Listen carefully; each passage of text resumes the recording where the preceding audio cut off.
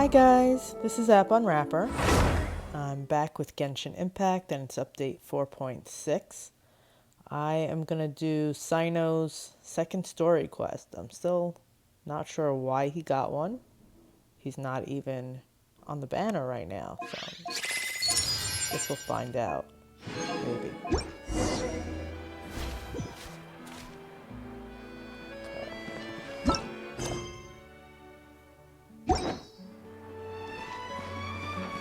Add Astro. Sorry about the noises outside.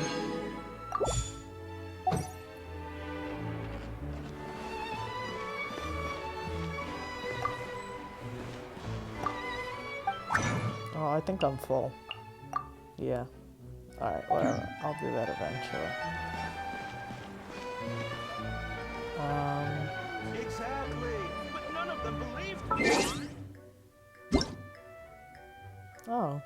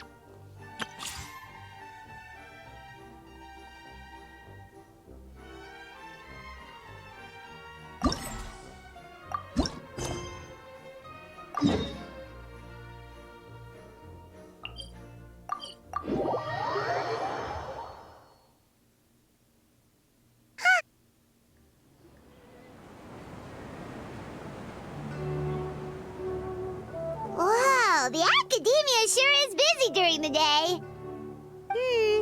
But where should we go looking for people that we know? Traveler, Paimon. Cyno! It's been so long since we last saw you! As do you. You don't seem weary at all from your travels. If anything, you seem stronger. So, what brings you back here? Oh, nothing in particular. Paimon just saw a really big mushroom out on the road the other day and suddenly missed all our friends in Sumeru. Funnily enough, we were reminiscing about you recently too. It was at a group dinner. I look forward to hearing about your travels. Something tells me we must have a lot to catch up on. Really? You were thinking of us too? What a coincidence! Indeed. Or as I call it, the Biryani factor. You really want me to say the rest? Okay. It's always rice to meet stew again. Oh, darn, he said it. You like that one, huh? You must if you remember it after all this time. Admit the truth. You have long been in awe of my razor-sharp wit. All right. Here's your 500 Mora. You're exaggerating. It's only 500 Mora. Hey, 500 Mora is still a lot of snacks to Paimon. All right. I'll treat you to some desserts later. Anyway, I'm actually investigating a case right now. My mind is focused on work, which is why I didn't complete the joke at first. A case? What happened? Nothing major. But after finding out who was involved, I decided, on reflection, to handle this one myself. Need any help? We only came here to hang out, so we've got the time. You may as well take us with you, and then when you're done, we can, you know... Such enthusiasm. Are you worried I'll forget about treating you to some sweets if you're not around to remind me? What? No! All right, was it really that obvious? Obvious enough. Still, it's a fine idea. You are the heroes of Sumeru. It makes perfect sense to work together. All right. Follow me.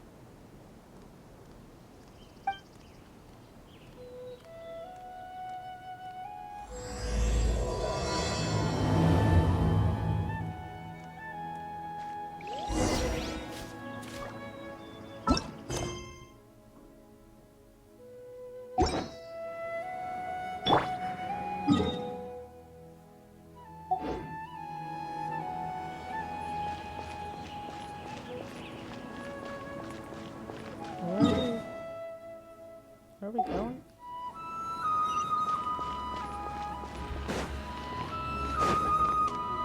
Yeah! Skyward!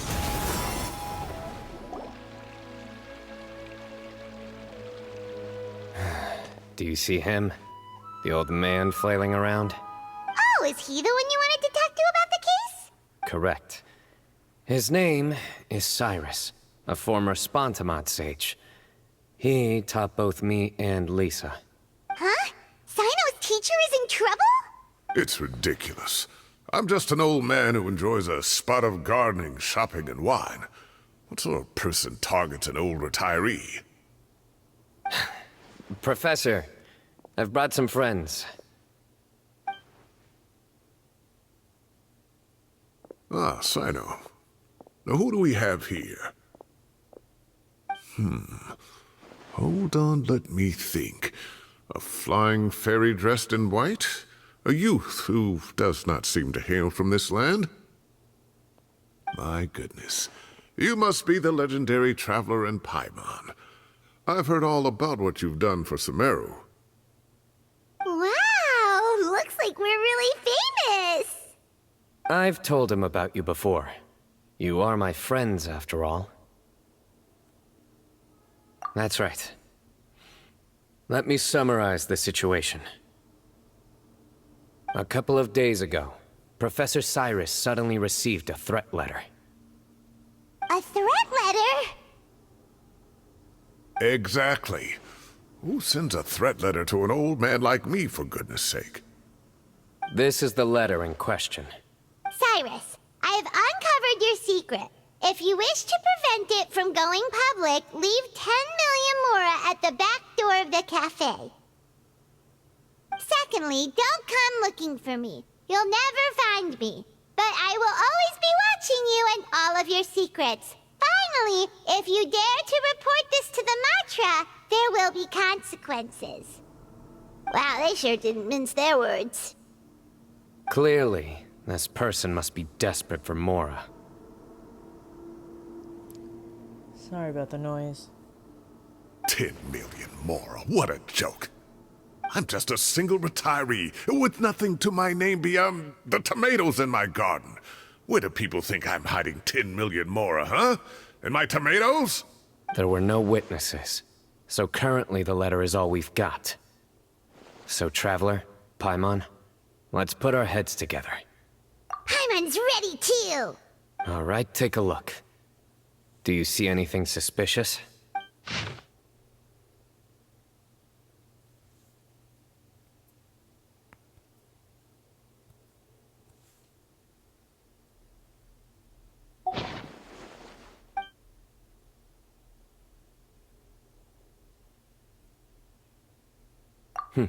Very good. The paper has a rather rough texture. It's not the typical kind you see in most books. Another thing is, some of these strokes look kind of blurry. Could there be an issue with the ink? Possibly. And I bet the paper has something to do with it. Most of the paper around here is much smoother than this, and the ink is absorbed quickly so it doesn't run. This paper, meanwhile, it's very coarse-grained. Almost as if it's made from some sort of plant matter. It's certainly not the same paper as we use in the academia, but the ink is nothing special. Just regular black ink that gets a blue tinge when applied to paper. So do we think the culprit has a connection with the academia or not? Wait, check this out! Looks like this part got wet at some point. Agreed. The staining suggests it was a colored liquid, not plain water. It also looks like it was wiped off with a damp cloth. A colored liquid, so... tea? Wine? Looks like we're thinking along similar lines. Let's go talk to Aureus. There are some things I'll need him to take care of.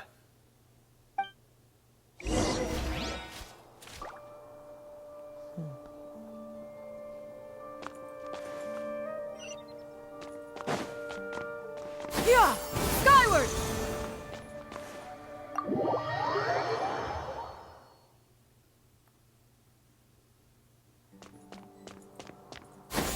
Skyward! Scatter!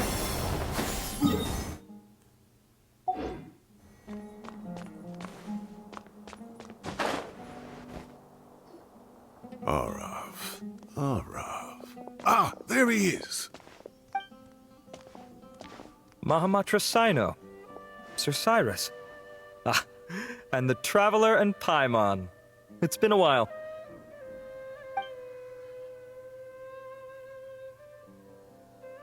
As such, I'm inclined to believe that the culprit in this case is a student at the academia. Somebody young and strapped for cash. Oh, one last thing.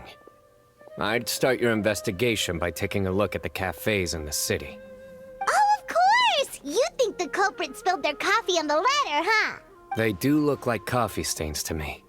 Also, if I'm not mistaken, the letter is written on a type of scented paper that has aromatics added during the manufacturing process.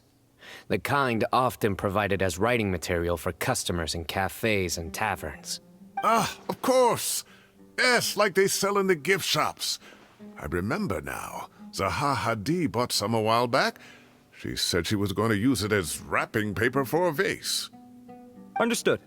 I'll assemble a team to investigate the points of interest immediately. You have my gratitude. One last thing. Send some Matra to guard the entrances and exits of Sumeru City. And change into plain clothes. Don't let them see you coming. Will do. Great thinking, Cyno. So, where do we think the culprit's at right now? Yeah, they've probably been lying low at home waiting to see how Cyrus reacts. You're right, Paimon. Really? Which part? The culprit's approach. Whatever happens, they need this Mora. But just because they warned Professor Cyrus not to go to the Matra, doesn't mean they know what he'll do next. So, like you said, they need to wait and see. And crucially, the culprit said they'd be watching the Professor's every move. Huh? Wait, are you saying...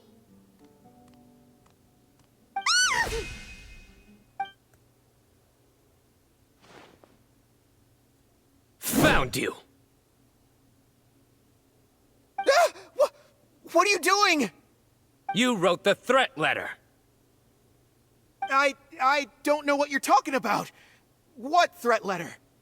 I sensed someone was watching us from the shadows the moment we entered the House of Dana. You managed to stay relatively well hidden for someone reckless enough to threaten Professor Cyrus. There are a lot of people here, but we were looking specifically for Aureus. Whoever followed us the whole way was likely to be the culprit. I was just listening in, that's all. You know something big's going down when Mahamatra Cyno shows up, right? So I got a little curious. What's the big deal? You smiled when Aureus left. I saw it as clear as day. Is smiling a crime now? There are coffee stains on the letter. You mixed some coffee with water, gently smeared it onto the paper, then wiped it off with a wet cloth. All to create the impression that the letter was written at a cafe. Closing off the exits to the city doesn't affect you, because you already live here. And as long as the Matra were focused on the cafes, you would be free from scrutiny. The cafe was a red herring all along. You had to be somewhere where you could monitor the Professor's movements. You can't pin this on me! I haven't done anything! Really? Then why are you shaking like a leaf? The innocent have no reason to fear the Matra. But you, your heart's racing, and your eyelids are twitching. You're a terrible liar. I would never... Don't try anything or you'll pay the price. Now come with me. Well, that was over quickly. Cyno already caught the guy. You're telling me. One minute I go out for a quick smoke, the next minute I see Arav already on his way back to meet up with Cyno. Looked like a young guy, too. Couldn't have been much more than 30. But after what he's done, I'm afraid he's... Everyone, it's all over. Gosh, that was so fast! The culprit's name is Uraka, a 16-year-old student in the Aureus Darshan. Huh? 16? Cyrus thought he looked 30-something! We checked his records. He's 16, a third-year student. But he looks so old. Yeah, seriously. Foolish child. He's too young for the criminal life. What the devil drove him down this path? We questioned the culprit regarding his motives. Oh, just spit it out. Nothing can surprise me at this point. Very well. It's our understanding that Uraka is a mediocre student who has been underperforming in his classes. He started taking extra tutoring to improve his grades, but developed a gambling habit around the same time and lost a lot of mora. Down on his luck, he went to the tavern for a drink and overheard some people chatting about Sir Cyrus's comfortable retirement. They mentioned that he's always arguing about his tomato plants with some old woman on the street. Some old woman on the street? Goodness gracious. Has that rascal attended a single one of his classes? That old woman is Kasharwar's very own professor, Zaha Hadi. How can he not know who Zaha Hadi is? Is this going somewhere? Oh, right, yes. So another thing. We don't just argue about tomato plants. And what are they trying to insinuate by comfortable retirement? A man grows a few vegetables and suddenly he's living a life of luxury?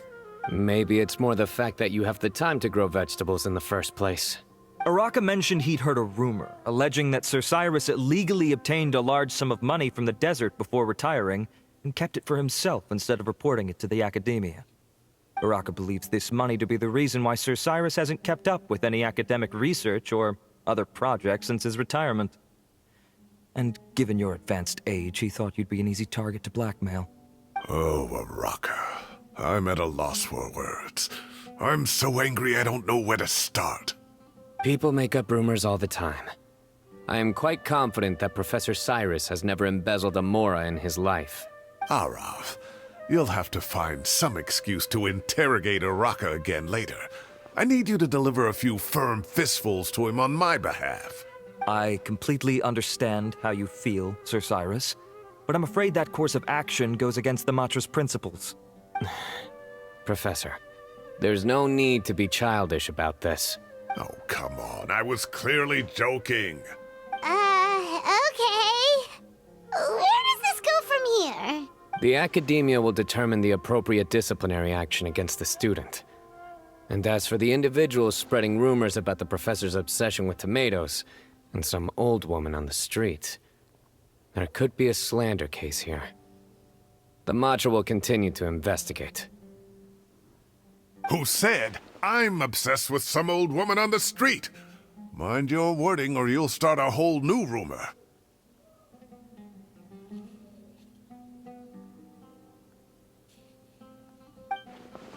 You seem confused. Oh, don't you understand? Uraka is just a young boy who made a very rash and very stupid decision based on some groundless rumor he heard. Besides, I didn't actually hand over any mora to him. The whole thing sounds a lot worse than it is. All it costs me is a little reputational damage. That's all. Please rest assured, Professor, that the Academia will issue a fair and reasonable punishment. Yes, I have no doubt about that.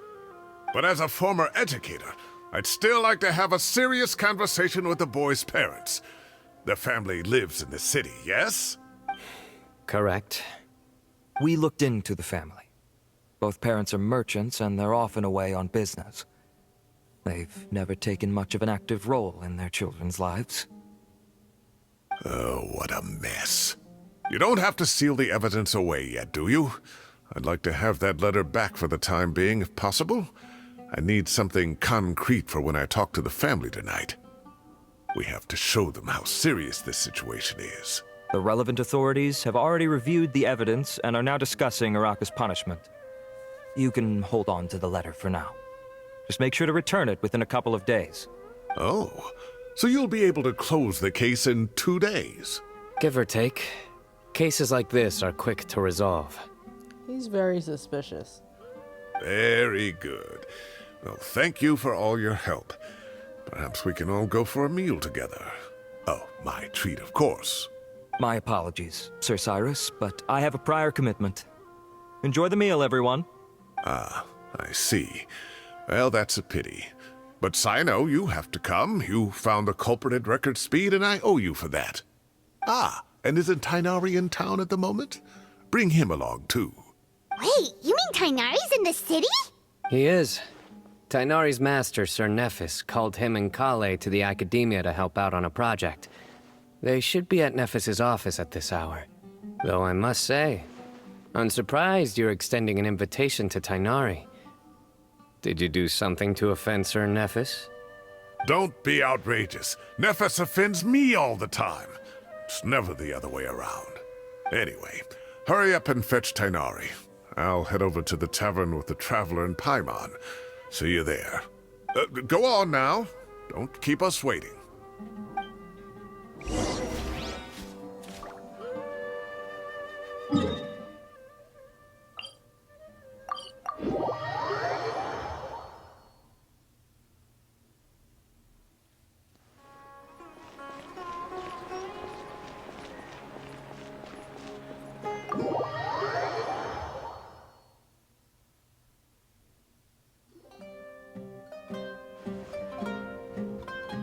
Not to brag, but we never had problems like this at Ratawa Hist back when I was still teaching. And if you don't want to take my word for it, you can ask them. They were students at the time. They'll tell you what it was like. I was out in the forest at least 4 days a week back then, thanks to a colossal workload from Master. It wrought havoc on my poor tail, so I didn't exactly keep up to date with what was going on at the Academia. Most of what I know, I heard from Cyno after the fact. Professor's become a lot more laid back in his retirement. He used to be far stricter, and was especially known for being extremely principled. Wow. It's hard enough to stay true to your principles as a normal person. I can't imagine doing that as a sage. It's a pity Kale wasn't around at the time. I would have happily taken her on as a student. And then we'd have one more person who has to address Lisa as upper-class woman. Really? Can't you just call her Lisa? She seems to prefer it when people treat her like an older sister. Oh, believe me, back when she was a student, nothing made her happier than the younger students acknowledging her seniority.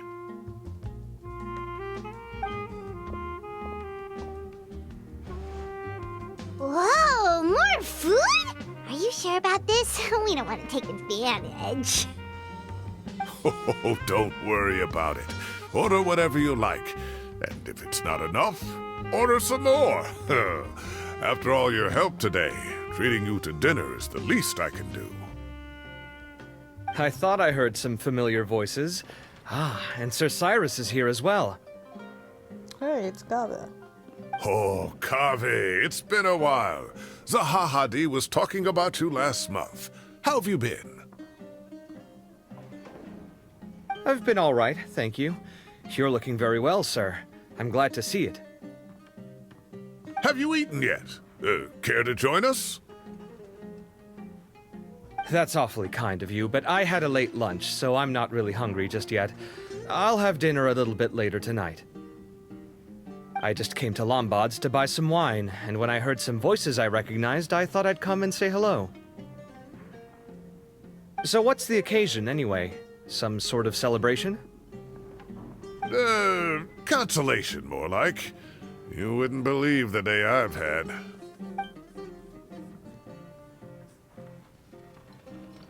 Sounds like things have really gone downhill since I was there. My whole time as a student, I've never heard of anything remotely like that. I can't believe how young the guy is. What are his parents going to think?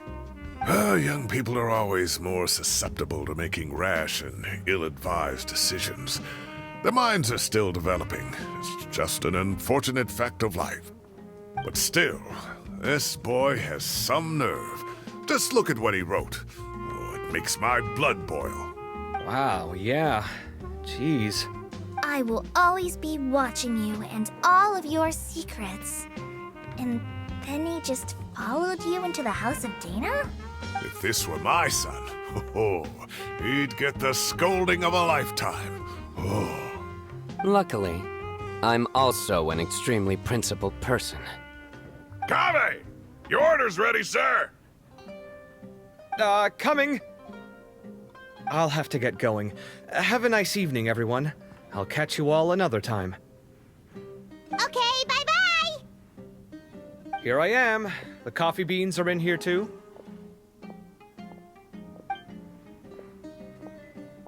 Yep, it's all there. I'll stop babbling away now. Let's eat before the food gets cold.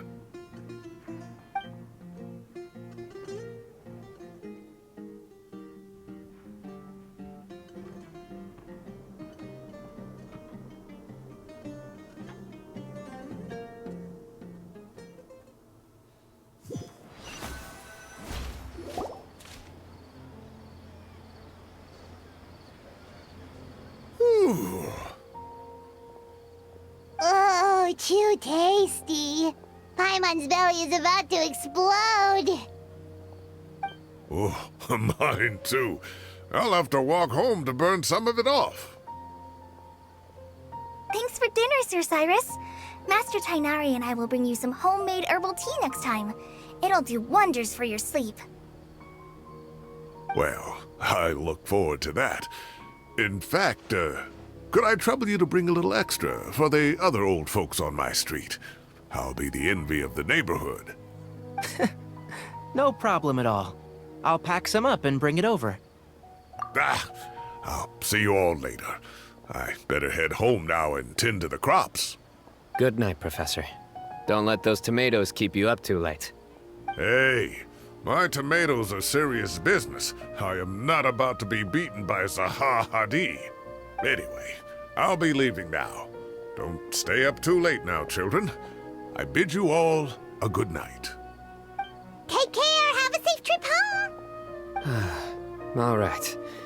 Now, we finally have some us time. What do you mean, us time? Well, I was talking with Tighnari and Kale, and since we all have some free time, we thought we could all go camping together. Think of it as our way of welcoming you back to Sumeru. Camping? Oh, that sounds fun. Paimon's in. Wait, no! That's my job! Don't take it away from me. Why don't you and Paimon help out Master or Cyno? You don't have to play the hero when you're out with us. This is your chance to just, laze around and switch off for a bit. Everyone, let's meet tomorrow afternoon at the riverbank to the southeast of Gandharvaville. No need to bring anything. We've already packed everything for the trip. Just bring your delightful selves and prepare to have some fun. You got it. We'll be there. Great. Then we'll see you tomorrow.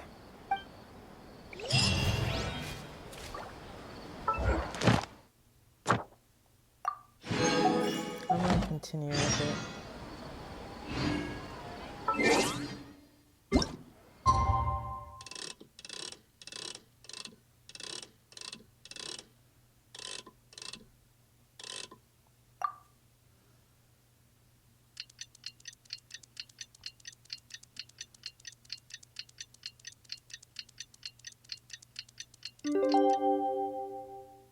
Peace prevails throughout the land. Time to set off. Let's head to the southeast of Gandharvaville and meet up with the others.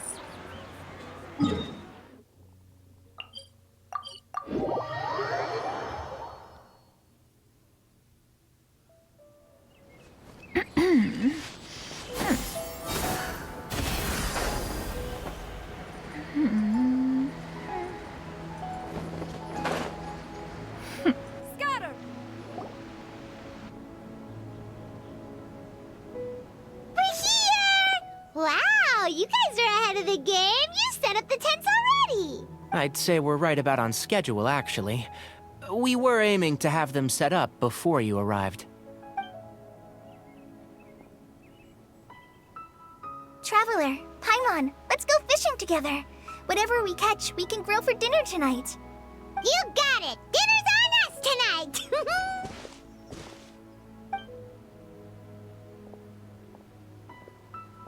I hope I can contribute too. The other Forest Watchers gave me some fishing tips a little while ago. I'm really looking forward to giving them a try.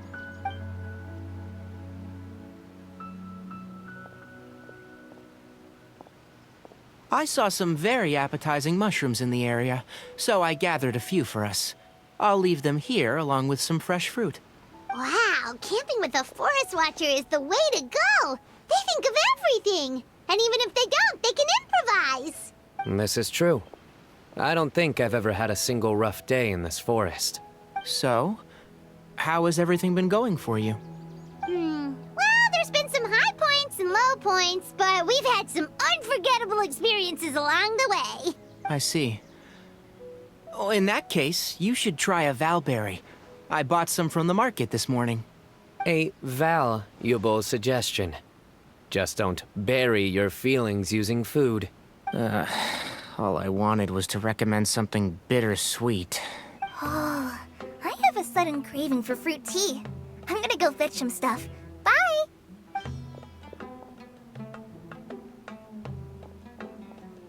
She sure made a run for it. Unbelievable. She made a run for it. So Kale chose the path of tactical retreat. Could it be she foresaw what shall soon come to pass? My dear friend, you know what I am about to say. Excellent! A kindred spirit. A great warrior can sense when a duel is nigh. But it looks like we'll get told off if we start playing now. Let's enjoy the nature for a while longer. Good, because I have no idea what I'm doing with it.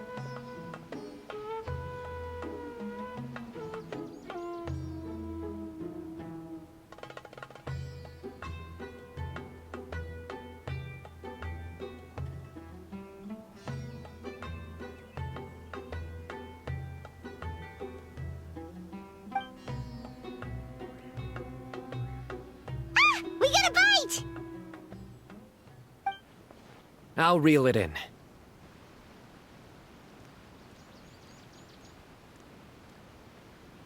Firewood, spices, snacks, and drinks. Everything's ready. Once Kale gets back, we can light up the fire and start grilling.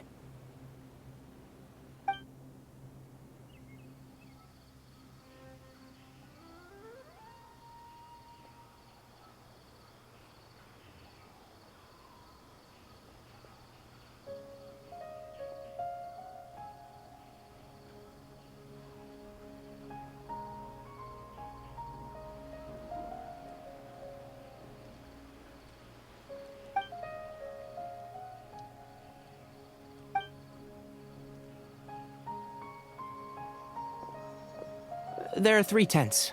Which one do you two want to take? How about the one on the left?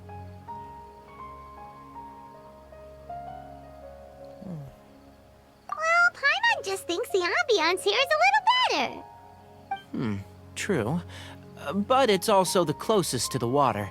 If there are any sleepwalking fungi around tonight, they might stumble into your tent. Well, that's no good. Take my weapon. You can use it to bar the entrance. Anyone would think you were sealing the gates to King Deshret's mausoleum. Excellent. Then this tent will be an impenetrable fortress. I'm back! How's your appetites? Ready for the barbecue? Always.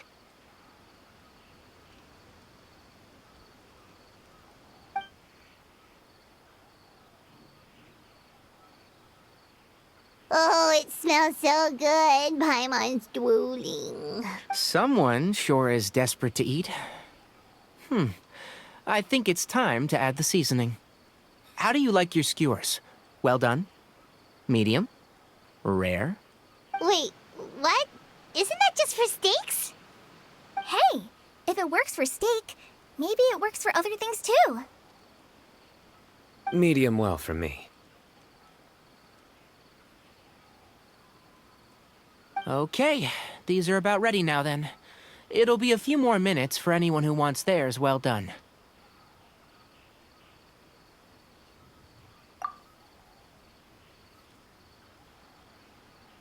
Oh, that was so delicious.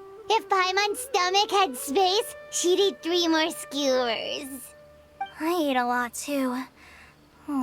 Here comes the food coma. If you're tired, then go rest. You must be getting sleepy too, Paimon. Why don't you guys head to your tents? Cyno and I will clean up. Tonight I show you mercy. Our sacred duel will take place another day. Good night.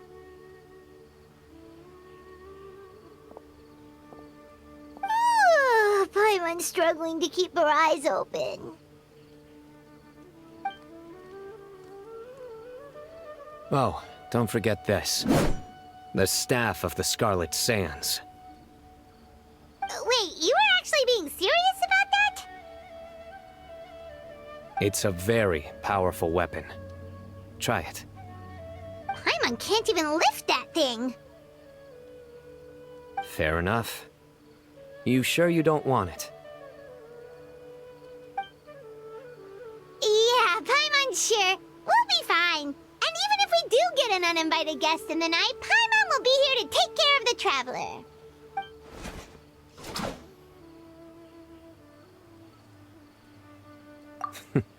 That reminds me of a parting king of invocations. I'll tell you about it tomorrow. But right now, it's time to rest. Sleep well and sweet dreams.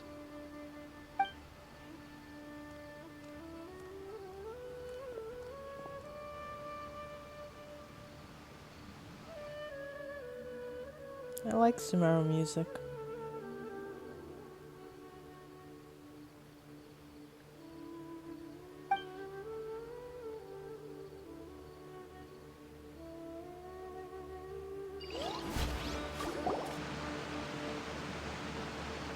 I think they should all be here.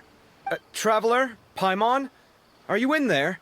Could you come outside for a sec? Look at this. What the? What's this sword doing here? Is it supposed to keep out intruders? Evidently. Huh? Who is it? Oh, what time do you call this? Paimon's gonna take out the sword. Yeah!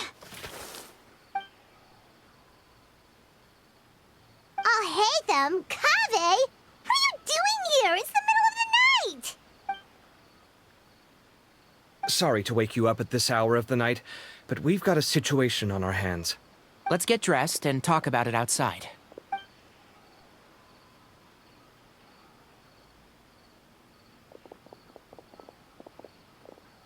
Something has come up. And since it pertains to Cyrus and Cyno, I deemed it essential to inform you all. Whoa, back up. Let's start from the beginning.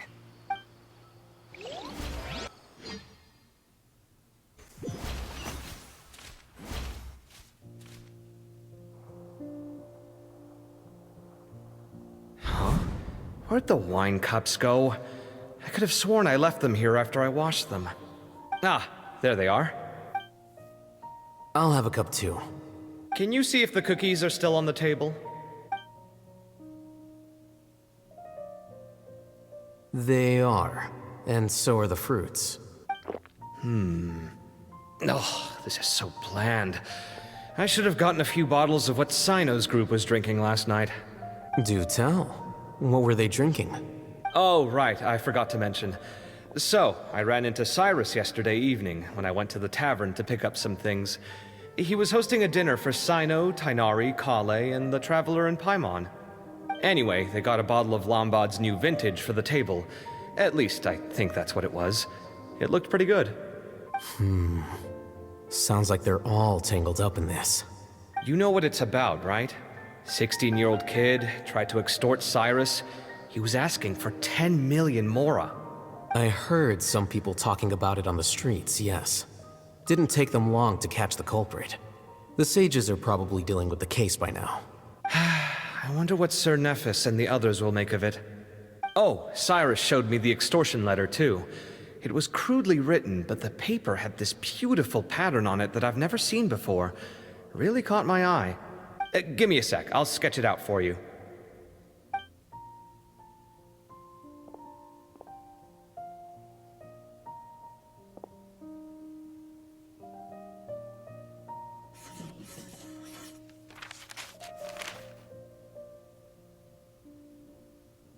Okay, done. Take a look. You see what I mean? I don't think I've ever seen writing paper like this around before.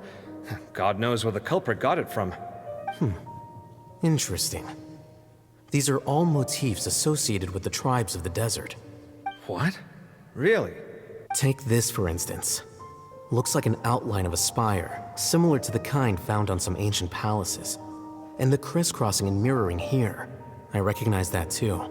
It bears a striking resemblance to an ancient emblem, one that hasn't been used in a very long time. Whose emblem is it? It's the emblem of the Temple of Silence.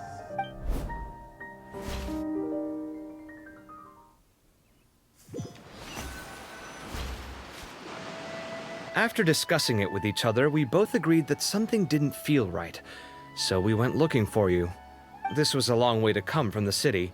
Alhaitham figured you were probably with Tighnari, so Gandharvaville was our first stop. But the Forest Watchers told us that you'd gone camping. Then, just as we were heading off to the campsite, we ran into Cyno. He said he was on a supply run. We exchanged a few words, and then he ran off. Hold on. So what's the deal with that emblem you were talking about? The Temple of Silence, you said? What is that? Should we be worried? Is everything okay? Give me a second. Let me get Kale.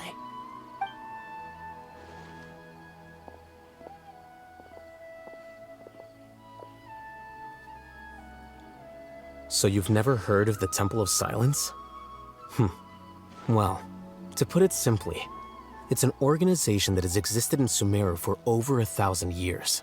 These days, you can find a Temple of Silence office in the academia. Theoretically, it's responsible for the custody and disposal of information and documents not fit for public dissemination. At least, that's what they tell the outside world. In truth, it's essentially a vestigial institution nowadays. There's an office with their name on it, but it's functionally obsolete. Historically speaking, the original Temple of Silence is said to have been established by Hermanubis, one of the 7 pillars of King Deshret and the greatest of all sages. Most of the organization's members hailed from the desert. By contrast, none of the Academia Temple's current members are from the desert region, nor do they use any symbols connected with the desert folk. So the Temple of Silence at the Academia is just a fake? Wow. It's possible. The real question is, why? My guess is they're covering something up. So, how do you know all this? Sounds like some pretty top secret stuff. Did you forget? He did a stint as acting Grand Sage, and kept the pay raise even after he resigned. Oh, yeah! Paimon did totally forget about that. So you took the chance to read all the top secret documents while you were acting Grand Sage, huh? If you're asking me whether I familiarized myself with the documentation in my office, I would respond that that's a perfectly normal part of any job. So much about this doesn't make sense. Why did the emblem of the Temple of Silence appear on a threat letter from an Academia student to Cyrus? The student's only 16, and doesn't have any family ties to the desert. So where could he have seen that emblem, or gotten the paper? You said you ran into Cyno, yes? Did you tell him what you've just told us? Yep. He ran off as soon as he heard what we said. Given that Cyrus is involved, he's probably halfway through solving the case by now. Still, we should try to catch up with him. At this hour of the night, Cyno will probably go looking for Cyrus at his current residence. If the Academia's Temple of Silence really does exist just to cover up the truth, the sudden appearance of this emblem can't be good, and sure to stir up trouble. We should pay a visit to the Academia. Yes.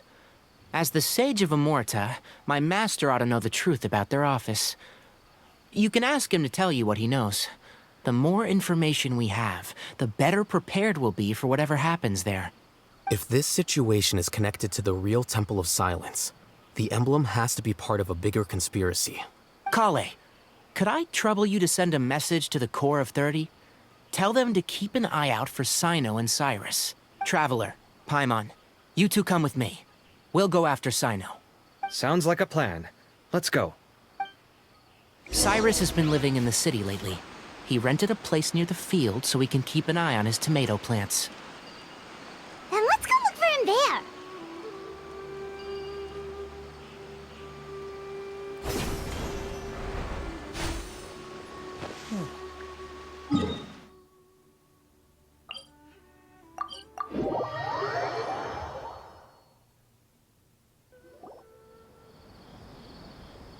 Here we are.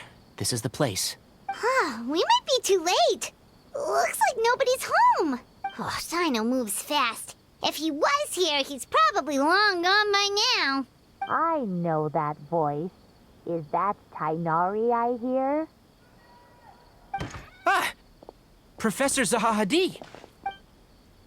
Wow, so it really is you. My goodness, whatever is going on tonight? We're looking for Cyno. So, he's already been here. Yes, not long ago, in fact. He knocked on my door and asked if I'd seen Cyrus today at all.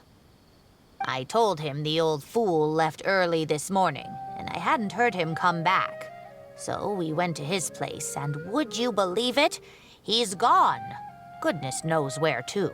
It must have alarmed Cyno, because he took off in an awful hurry after that. He never did explain what this was all about. How serious is it? Well, if Cyrus isn't at home... Oh, it sure doesn't sound good. Professor, did you hear that a student recently tried to extort Cyrus? Why, yes. When I left the house that day, I noticed he was watering his flowers in the field in complete silence. He had a piece of paper clutched in his hand, and he looked lost in thought. I could tell something was troubling him, but he wouldn't tell me what it was. If Cyno hadn't happened to visit him that day, he'd probably still be holding on to that thing. After seeing the letter, Cyno told him to contact the Core of 30, but Cyrus was very reluctant. He claimed it would only damage his reputation. Eventually, he relented, after much persuasion from Cyno. Huh? Cyrus didn't want to report it? Well, that's strange. When we saw him, he seemed pretty okay with the idea of the kid getting his just desserts. As a former sage, it's possible Cyrus still has enemies at the Academia. That's why Cyno was so insistent that he report the matter to the authorities. I was there while they were going back and forth over it. So Cyrus initially hoped to stop this from going public. But why? Oh, dear. What on earth has that old fool gotten himself wrapped up in? Oh, I do hope he's not in danger. Oh, I almost forgot. Cyno left me this letter to pass on to you. He wrote it when he came by earlier. He realized you might come looking for him. Thank you. What does it say? Let Paimon take a look.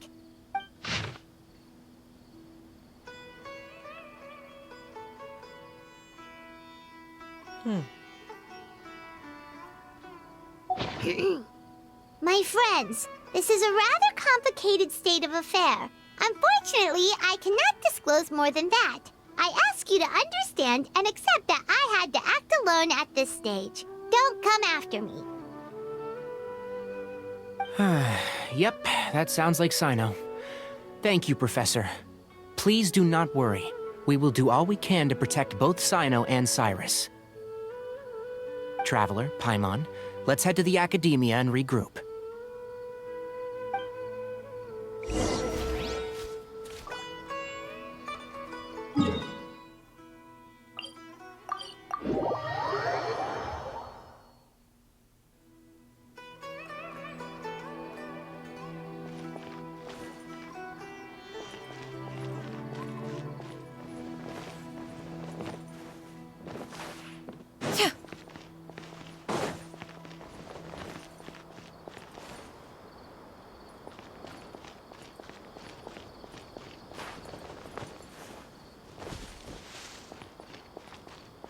What are you doing?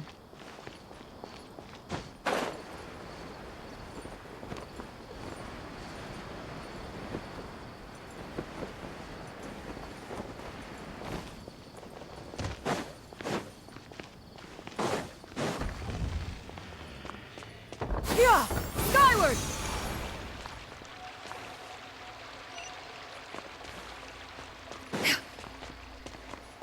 What? Yeah! Skyward! Scatter!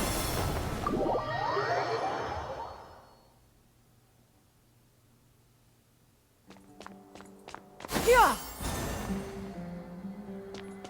I thought there was a book earlier.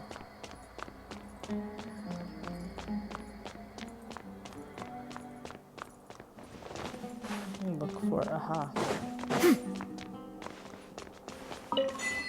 Ooh.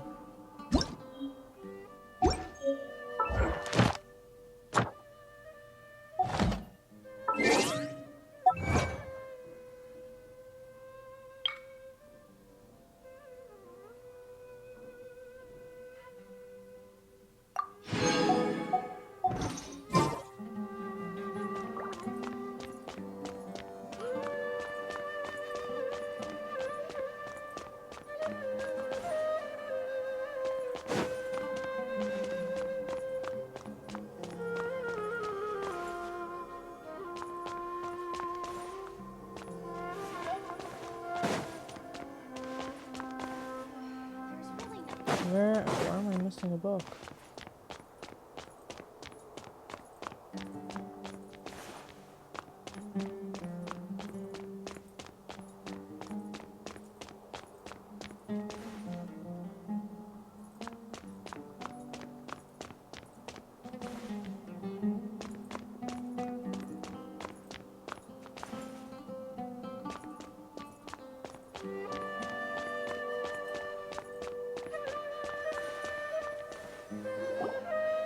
You're here?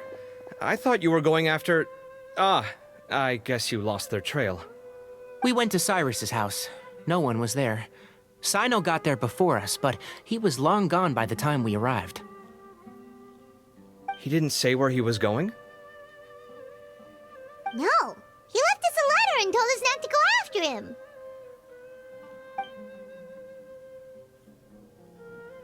Can't say I'm surprised. Typical Cyno. Anyway, some updates on progress on our end. I drew the emblem from memory again, but in more detail this time. I checked some ancient texts for a similar design. The one I found was a little blurry, but the similarities in the general form and certain details were clear enough to confirm a match. Yeah, and we're lucky we found anything at all. It turns out the emblem was all but lost to history. We scoured the entire Academia collection, and that book was the only one with a record of the motif. Meanwhile, Arav managed to get Uraka to disclose his source. The one who told him about Cyrus's embezzled funds was a young man from the desert. According to Uraka, he had a striking presence and was well educated. Apparently, the two met in the tavern over a game of cards. The guy claimed to be in the city for business as part of a merchant caravan. Uraka was intrigued when he heard what his new acquaintance had to say, and brought up the idea of extorting Cyrus for Mora. The guy encouraged him to go ahead with it, then handed him some pen and paper to write the letter. I see. So it could be that this person planted the paper intentionally. So, how do we find this guy? Did Uraka say where he is? He doesn't know. He claims not to have seen him since that day in the tavern. The man gave him some tips on how to carry out the extortion, but from then on, Uraka was acting alone. Nephis and Arav have gone to meet the Court of 30 and review the city's entry and exit records. Also, Nephis admitted that the Temple of Silence in the Academia is just a facade. The true Temple of Silence once came to the rainforest to establish a collaboration with the Academia, but as time went by, the sages gradually became corrupt and foolish. The Temple of Silence felt that they could no longer trust the Academia and ended the partnership. They retreated back to the desert about 400 years ago. Ever since its inception, the Temple of Silence has been the guardians of King Deshret's civilization and belief system. They traveled throughout Sumeru, sequestering and guarding any wisdom that posed a threat to the people's livelihoods. At its roots, it was a legitimate and reputable organization whose purpose was to guide people towards the right path. The Academia of the day knew that the split would damage their reputation if it became a matter of public knowledge. And so, they set up a dummy organization of their own to conceal the truth. Not only that, but they managed to keep up the charade for hundreds of years! So how did Cyrus become acquainted with the true Temple of Silence if they left centuries ago? I'll bet that's the question that bothered Cyno. Probably why he went after him in such a rush. Whoever is behind this, getting Uraka to extort Cyrus was only the first step of the plan. Their true goal in doing so was for Cyrus to see the emblem on the letter.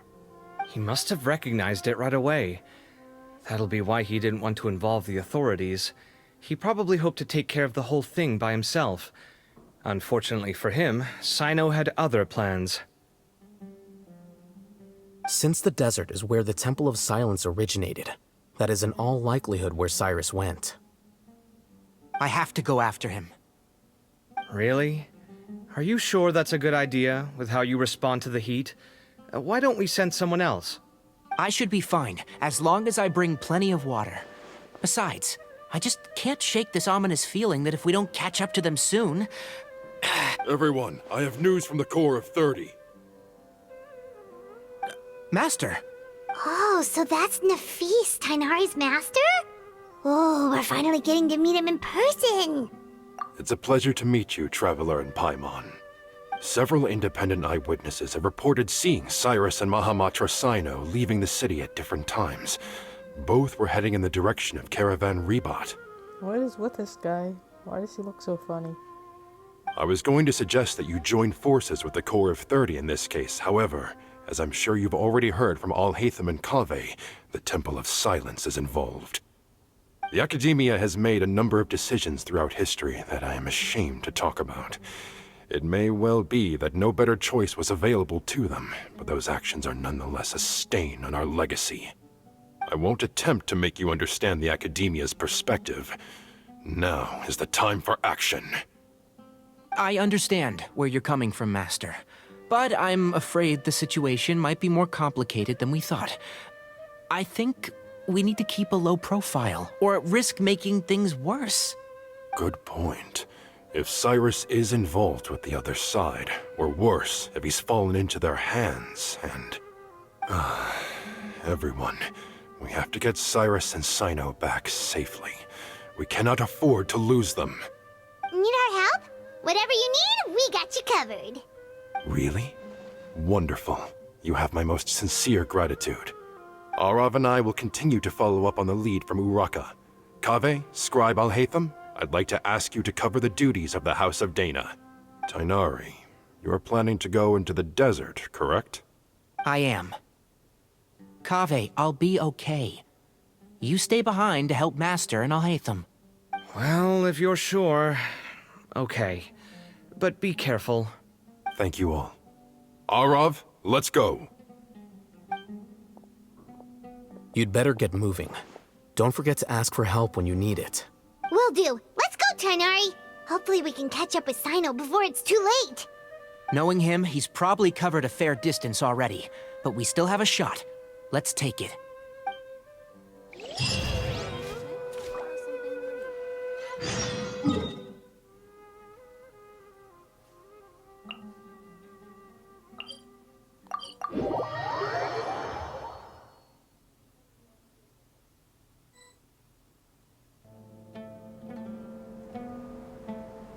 Okay, we made it to Caravan Ribat.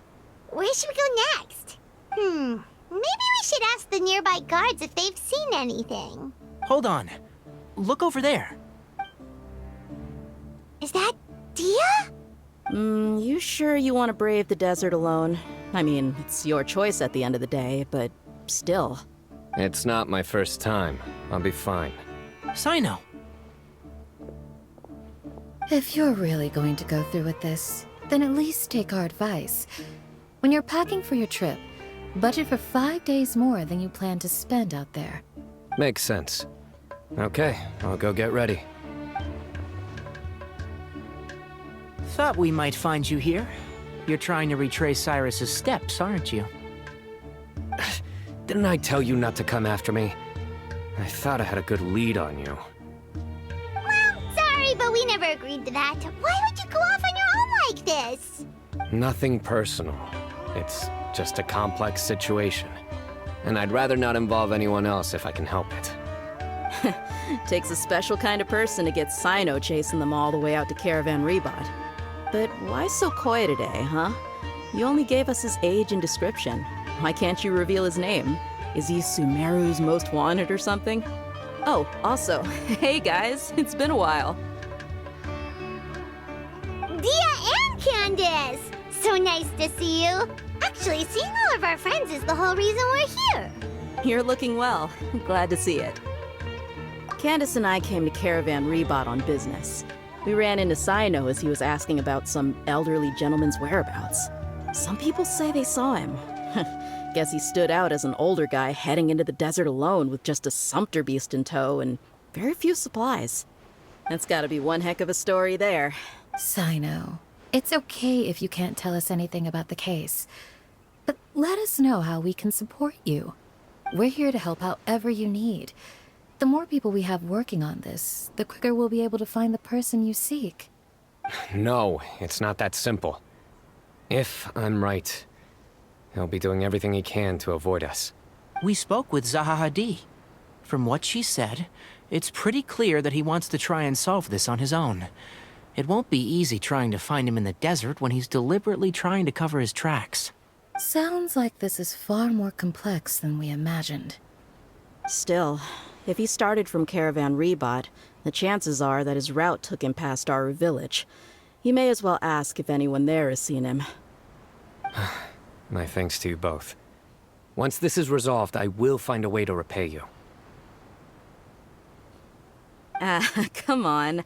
No need to get all serious. Just buy a round of drinks next time we're all in the city or something. That's a deal.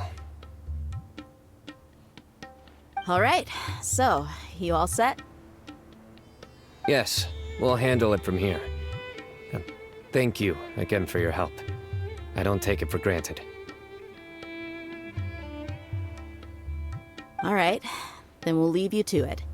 Just remember, if you change your mind and need some reinforcements, we'll be here. And don't think you'd be imposing. You can depend on us. Don't worry, we'll keep him out of trouble.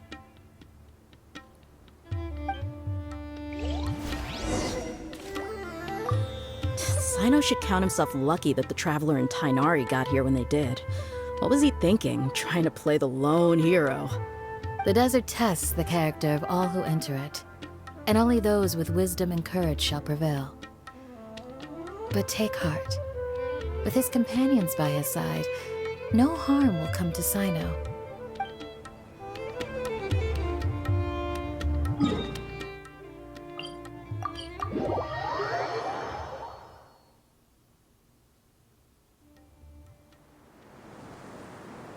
Hold on. There's a few things I'd like to clear up. Go on. So, after you left the campsite, we had a longer talk.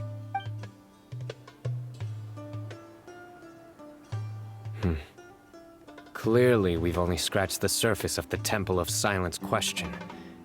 It doesn't surprise me at all that the one in the academia is a fake. Do you have any connection with the Temple of Silence? I do. I trust you're all aware of the spirit that gives me my power. Hermanubis, the original founder of the Temple of Silence. Due to my unique constitution, I was put through a number of trials in the desert when I was younger.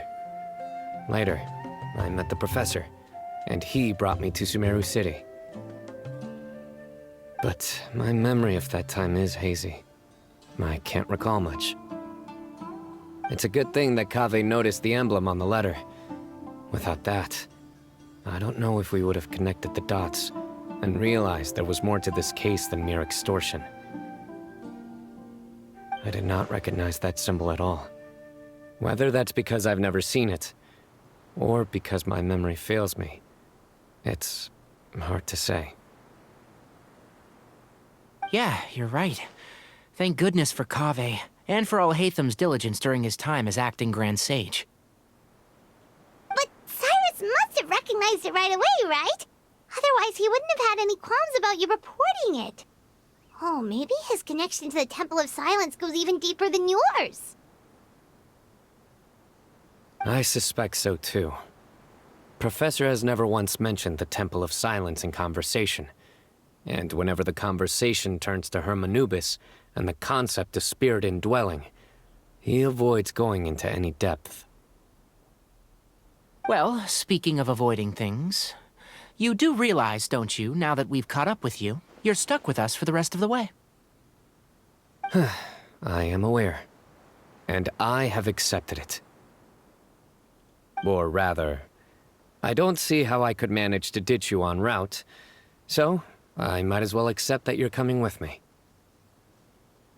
That's right. Fact is, we're coming with you whether you like it or not, so the best option now is to try to look out for each other. Ha!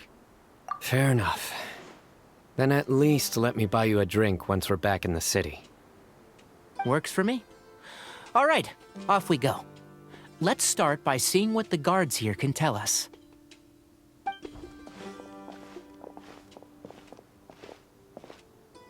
Hello. Mahamatra Cyno? I'm looking for someone, so I'd like to confirm any recent foot traffic in and out of Aru Village.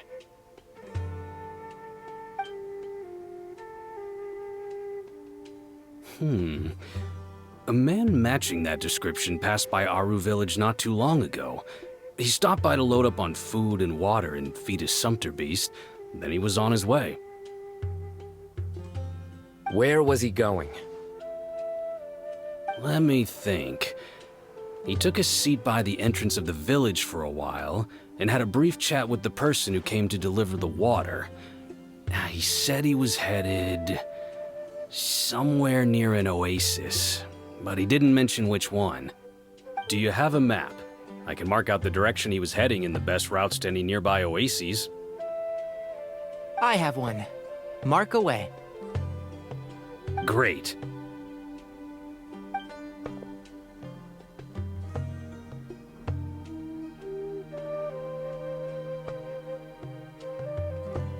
There you go. Thank you so much. You were a great help. You've got a really good memory. You're quite welcome. Just doing my job. Best of luck. I hope you find him soon.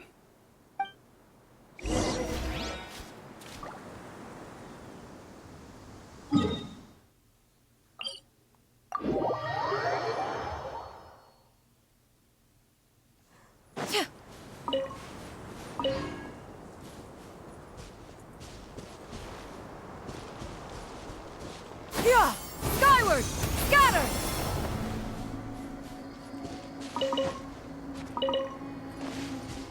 Yeah! Skyward! Stabilize! Right here, right now. Transfixed! Yeah!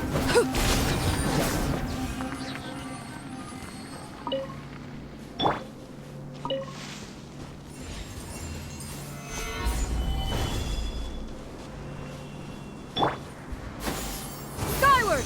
Scatter! Yeah! Skyward! Scatter!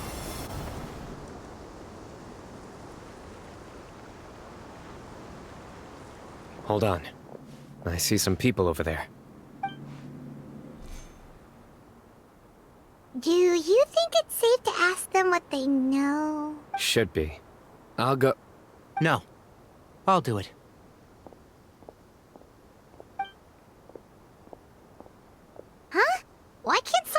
talk to them. What difference does it make? Given my background, appearance, and the way I dress, I might not be the most welcome visitor here. Just...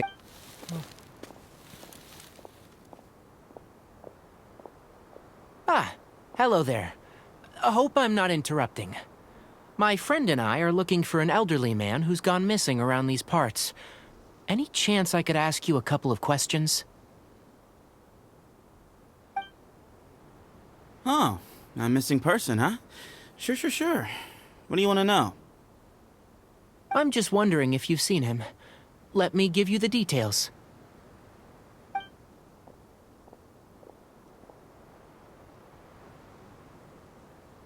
So, a silver-haired guy in a long robe, culture type with thoughtful eyes, and he's traveling alone.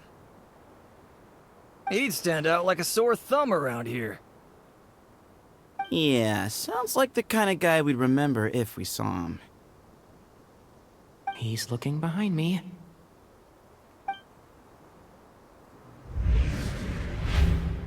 Uh-oh. That guy's looking our way. Your friend over there stands out a lot, too.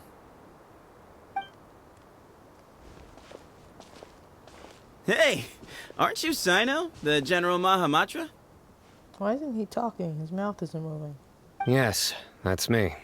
You don't seem surprised that I recognized you. It wouldn't be the first time. Oh, you're the one looking for the old man who's gone missing, aren't you? I have a bad feeling about this guy. Someone's on edge. You don't trust me much, do you? No need to hide it. I understand why you're wary of us. Still, you came to us asking for help. Do you want it or not? I thought you were a group of merchants. Seems I was mistaken.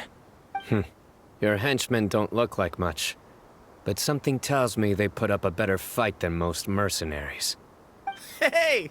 Hear that, guys? You're my henchman now. Suits me, as long as I get paid for it. Just cut to the chase already. I'm running out of patience. All right. Come with me. All of you. Don't you want to find your friend? A silver-haired, long-robe, culture type with thoughtful eyes? Sounds like there's a whole other side to Cyrus I didn't know about. Oh, look at the crocodile in the back. He's swimming. So you know where he is? Just follow me. I'll take you to him.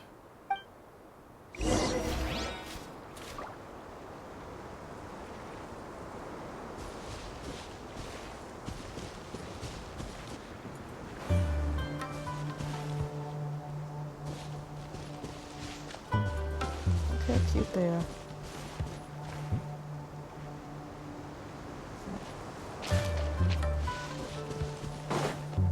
Yeah!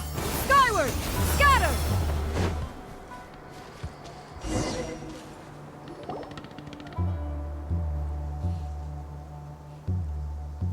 And here. What? Where are you looking? There's nothing here! Please, step back.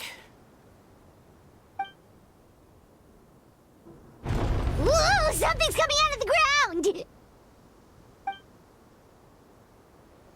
What is this enormous building doing here? And how was it so well hidden? King Deshret's technology? Wait, so... Hold on, who are you guys really? Is this the Temple of Silence? So you're a member? All good questions. There'll be plenty of time to address them later.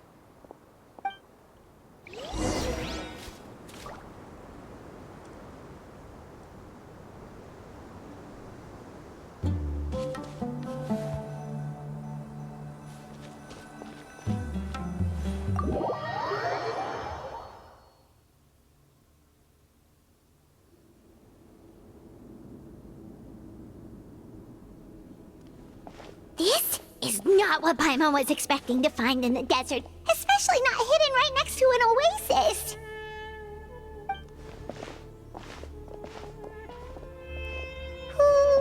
I'm scared. They must have kidnapped Cyrus. Do you think this is the guy Rocca met in the tavern? What's wrong? Thinking about your professor? I just hope for your sake you haven't done anything you might regret. Me too. Hope I haven't done anything to incur your wrath.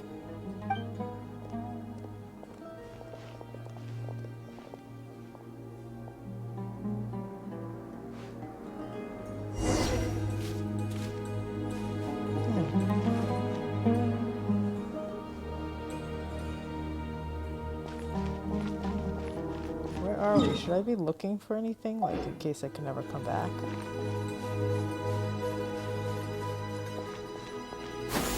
Skyward!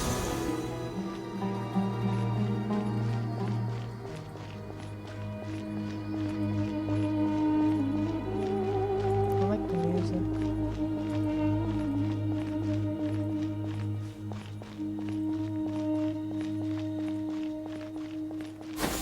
Skyward!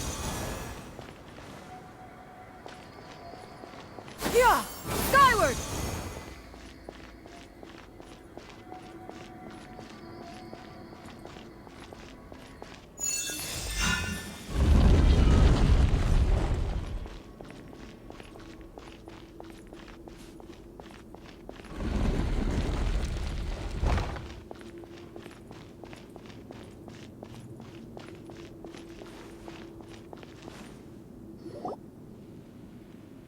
All right.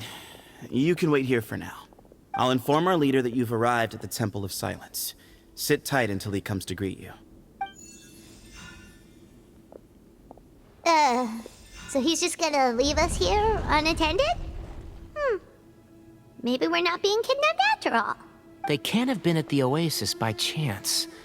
They were waiting for us. Whoever the leader is here, they were obviously counting on us showing up. So this is the Temple of Silence. After leaving the rainforest, they hid themselves here? Hey, look! That guy's coming back. Don't worry. Someone will come and call for you soon. What's your name? Sorry, guess I was so delighted to see you, I forgot to introduce myself. My name is Sethos. I'll be here if you need me, but I'm not planning on answering all of your questions. Other than that, you can occupy yourselves however you see fit. So we're free to explore by ourselves?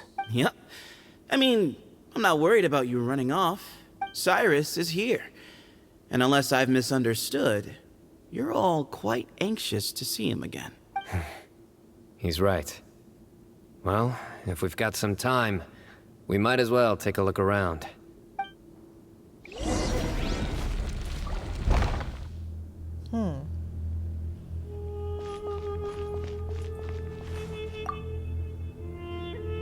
I never imagined that the true Temple of Silence would be hidden somewhere like this.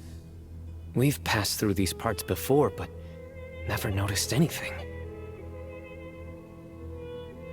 That's King Deshret's technology for you, I guess. It borders on the miraculous. Amazing to think that it's been preserved intact all this time. We should be wary of our hosts.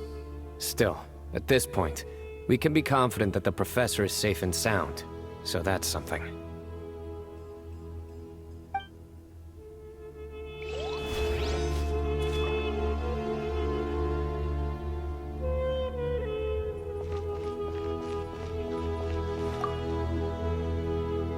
Hey, Sethos! Have you got some time to chat? Sure. Although, I'm assuming by chat, you mean you have questions for me? I don't blame you.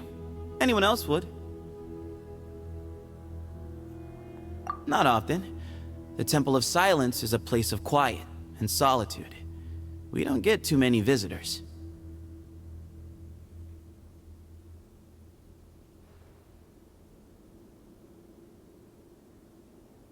Yes, that was me. Although, tricked is a stretch.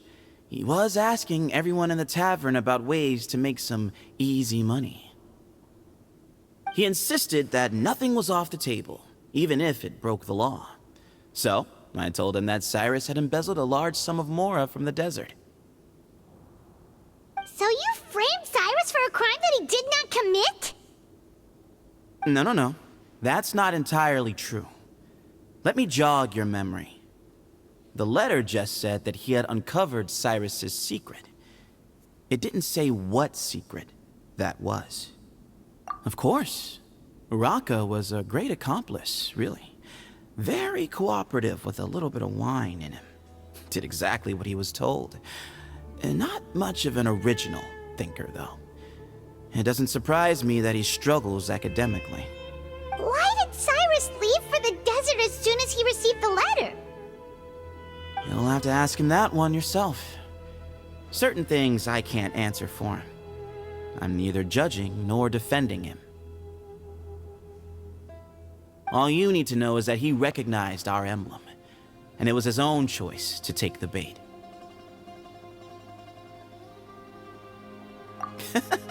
What kind of question is that? He's the General Mahamatra. Everyone in Sumeru knows who he is.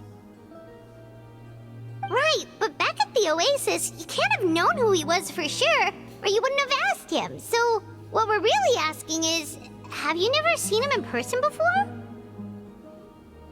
I've lived in the desert my whole life. Guess you could say I've never had the pleasure. Ugh, why does Paimon feel like this guy's not being straight with us?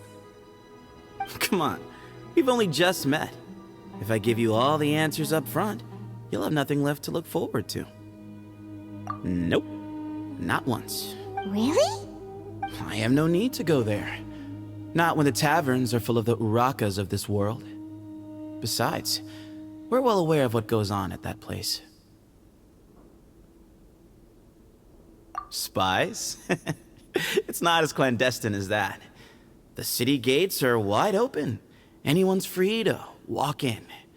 You can find out all you need to know just by walking around town and hearing the word on the street.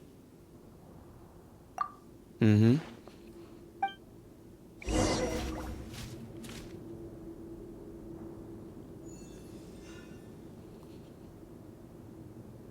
Ah, here he is.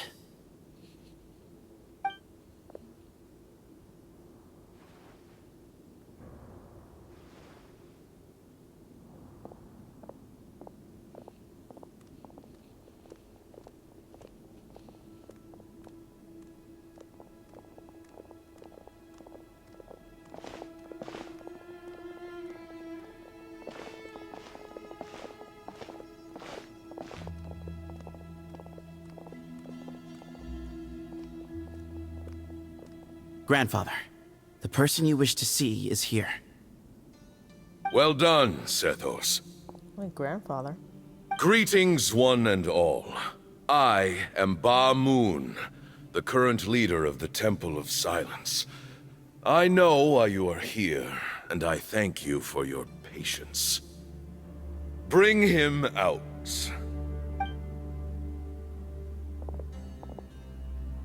Professor!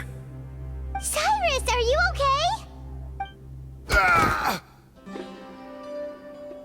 Watch what you're doing! Oh, my apologies. We have no intention of causing you distress. But you must understand, Cyrus is of great importance to us.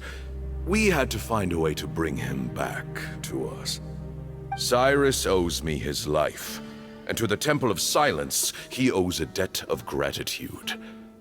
I let him go a long time ago, but now, the time has come to demand payment. I wanted to end my feud with this old bag of bones before you caught up with me, but you got here so quickly. Just leave, Cyno. This is a matter between us two old men.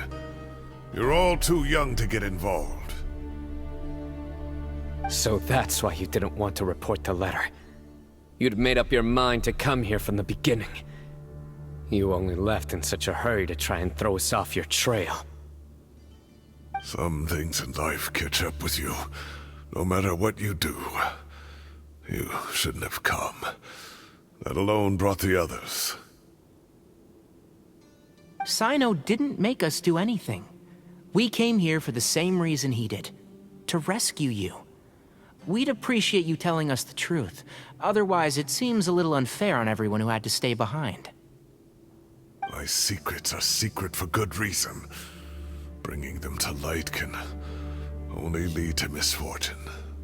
You're afraid, aren't you?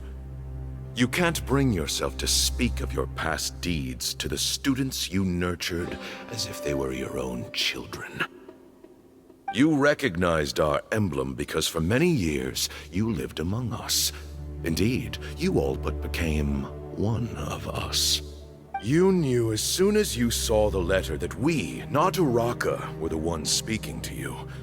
It threatened you only because you know what you did. Your own guilt convicted you. For you, Cyrus, are a traitor. You once shared your learning with us, and joined us in our mission to revive the might of Hermanubis, to bring new hope, new opportunity.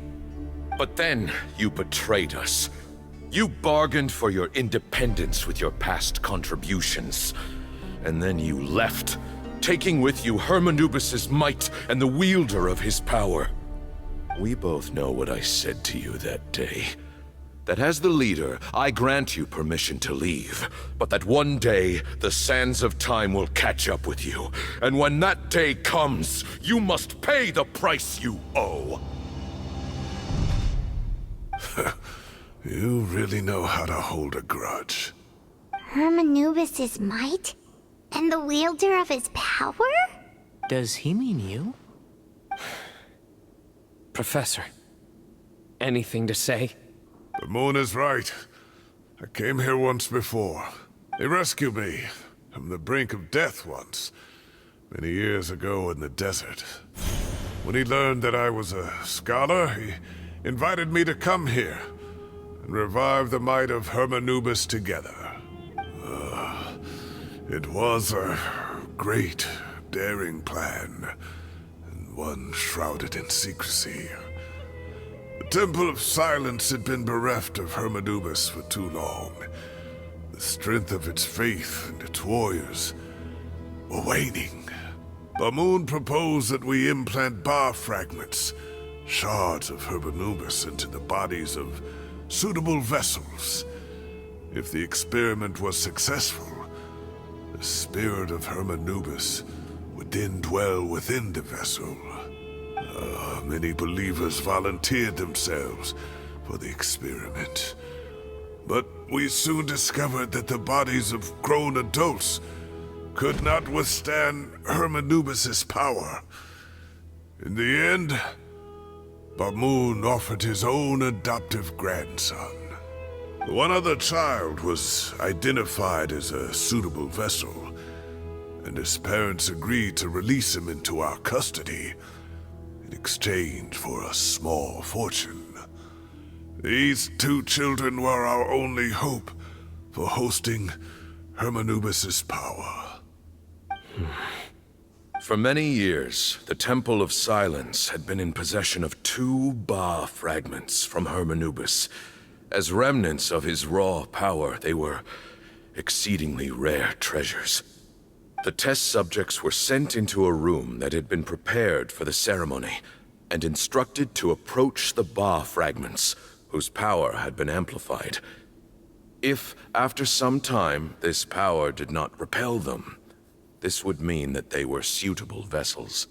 The original plan was for a 3-stage experiment: resonance, implantation, and recovery and observation.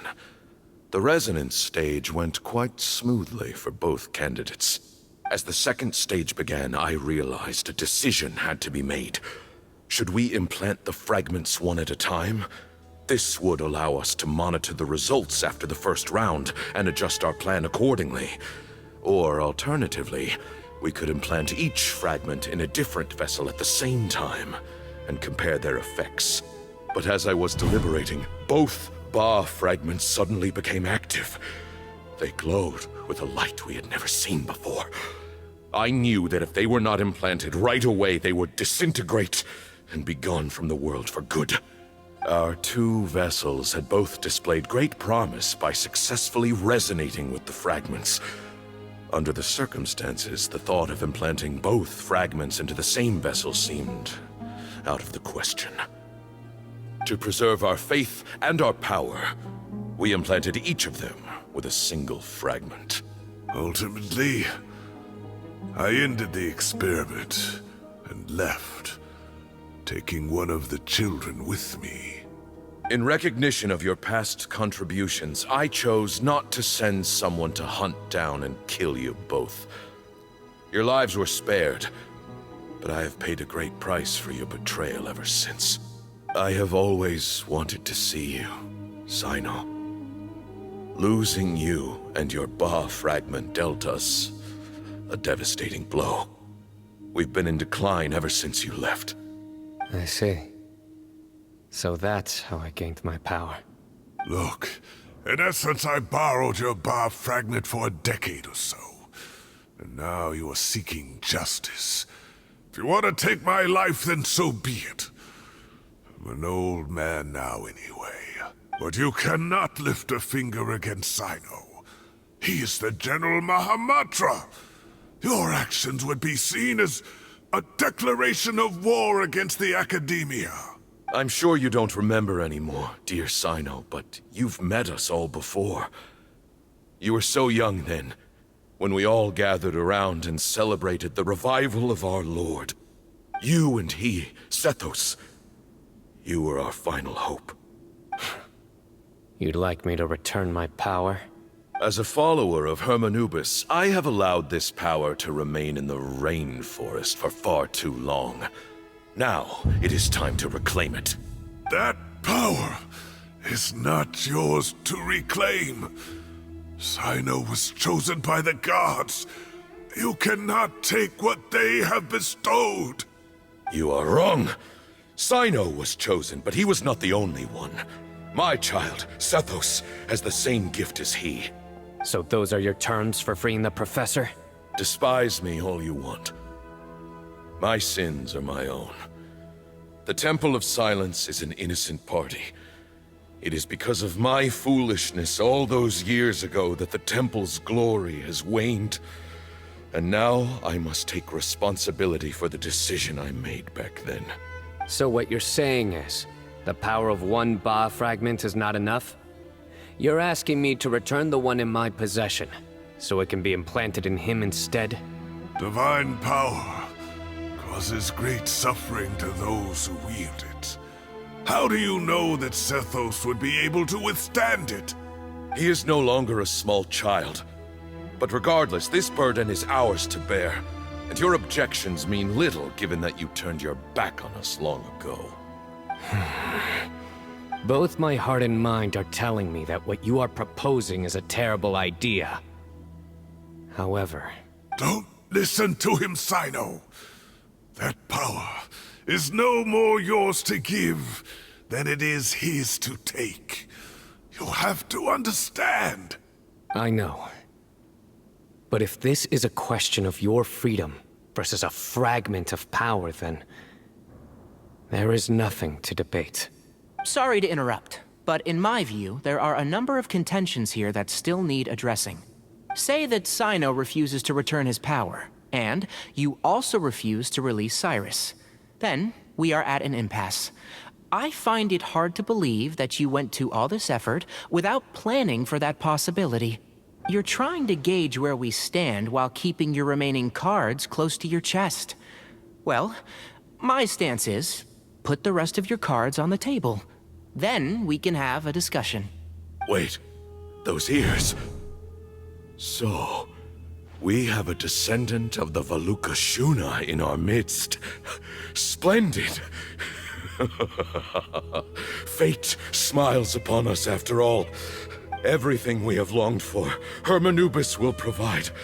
Perhaps this very day we'll... Ta! Did he just die? Kinda deserves to die. Why is he coughing so much? He looks like he's in really bad shape.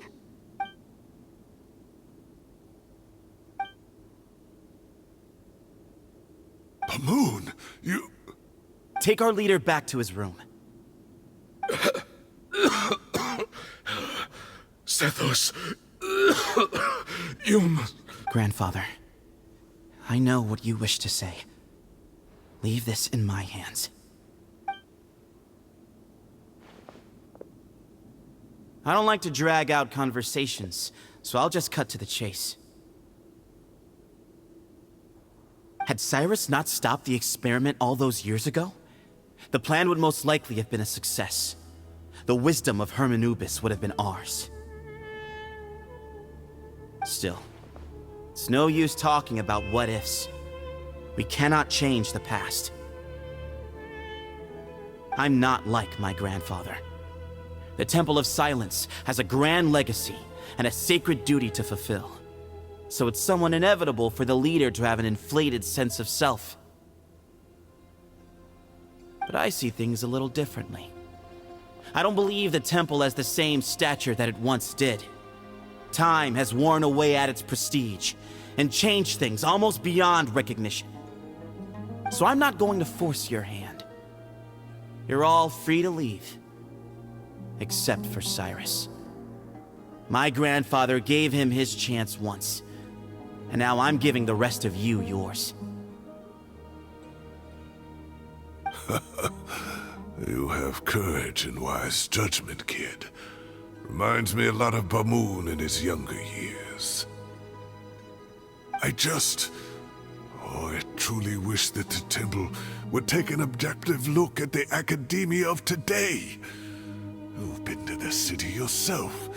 I'm sure you've seen that much has changed for the better. And things will only continue to improve. Why not consider cooperating with the academia once more? If you hadn't betrayed my grandfather, I might well be open to persuasion. But it's a bit too late for that now, Cyrus. Tighnari made a good point earlier. He said there has to be more to your plan than this, and I agree. All you and Ba Moon are after is the Ba fragment. The professor will accept whatever fate you deem fit for him out of a sense of guilt. I am the one who has a choice to make. And that's how it was always going to be. Ultimately, you want to trade the Ba fragment for the professor, correct? I'm glad to see you're giving it some serious consideration. I won't forsake my professor.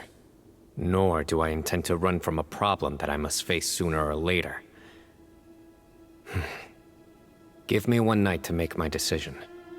That works. Then I'll be waiting to hear your verdict, Cyno.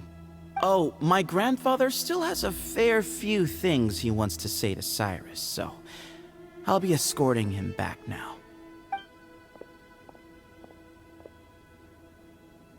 Are you sure about negotiating with him? I need to think this through. Everyone, let's meet again later tonight. Until then, take some time for yourself. Alright, well, don't put too much pressure on yourself, Cyno. If you need any help working things out, just come and find us.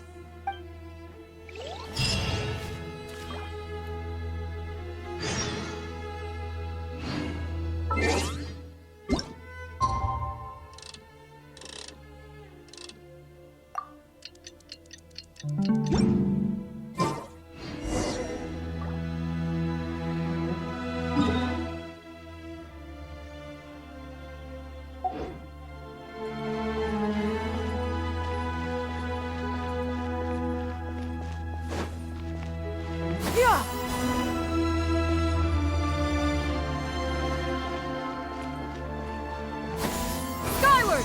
Scatter!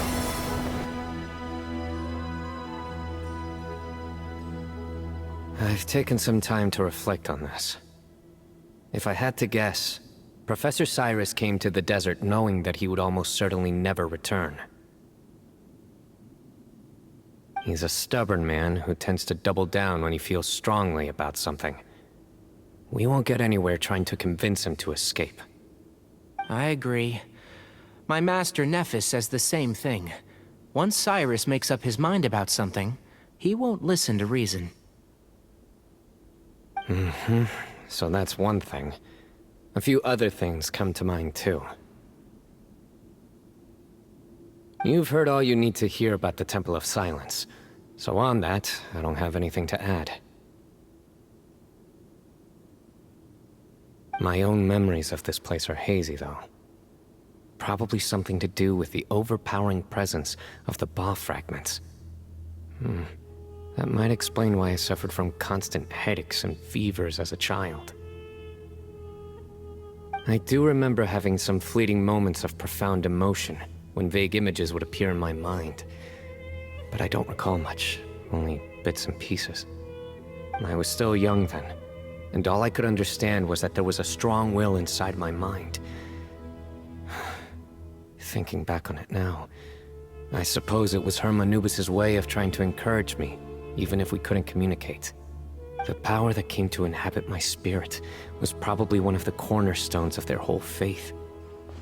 So if the will and might of Herm Anubis is a real, intangible thing, and they are its rightful worshippers, then...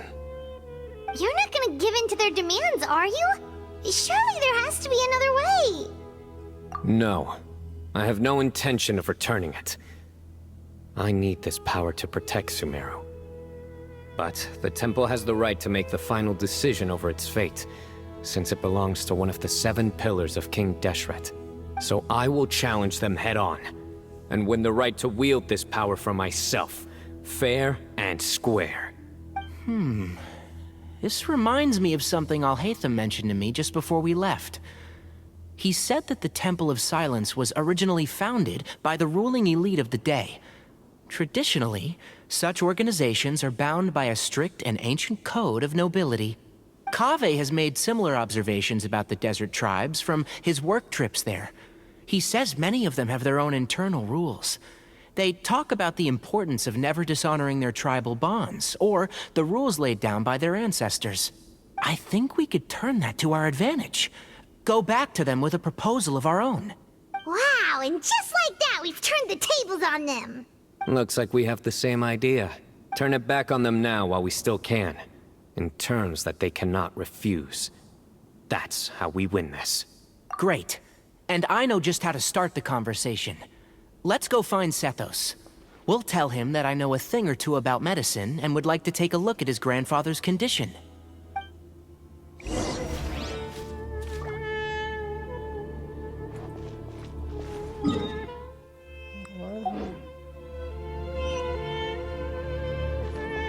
Yeah! Skyward! Scatter! Yeah! Scatter!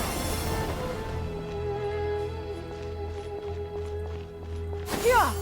Skyward!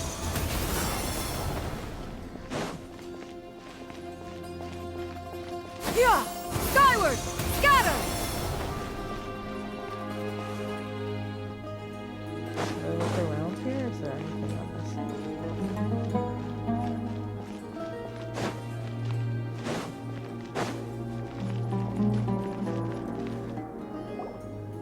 Sethos, let's talk. Have you made up your mind? We'll get to that, but first, I have some degree of medical training, so I was wondering if you might let me take a look at your grandfather? I have no objections, although we do have our own doctors here. I doubt you'll be able to tell us anything we don't already know.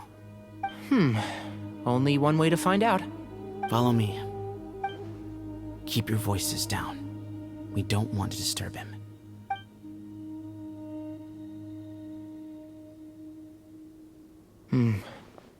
Let's talk outside. Bamoon has fallen into a deep coma, and his prognosis is quite grave. I'm sure that your physicians have come to the same conclusion. He appears to have sustained a serious injury in his youth, which has been exacerbated over the years by the heavy burden of work and now by the effects of old age. Regretfully, I must inform you that, based on what I've seen with patients in a similar condition, he doesn't have long left. A few days at most. Yeah.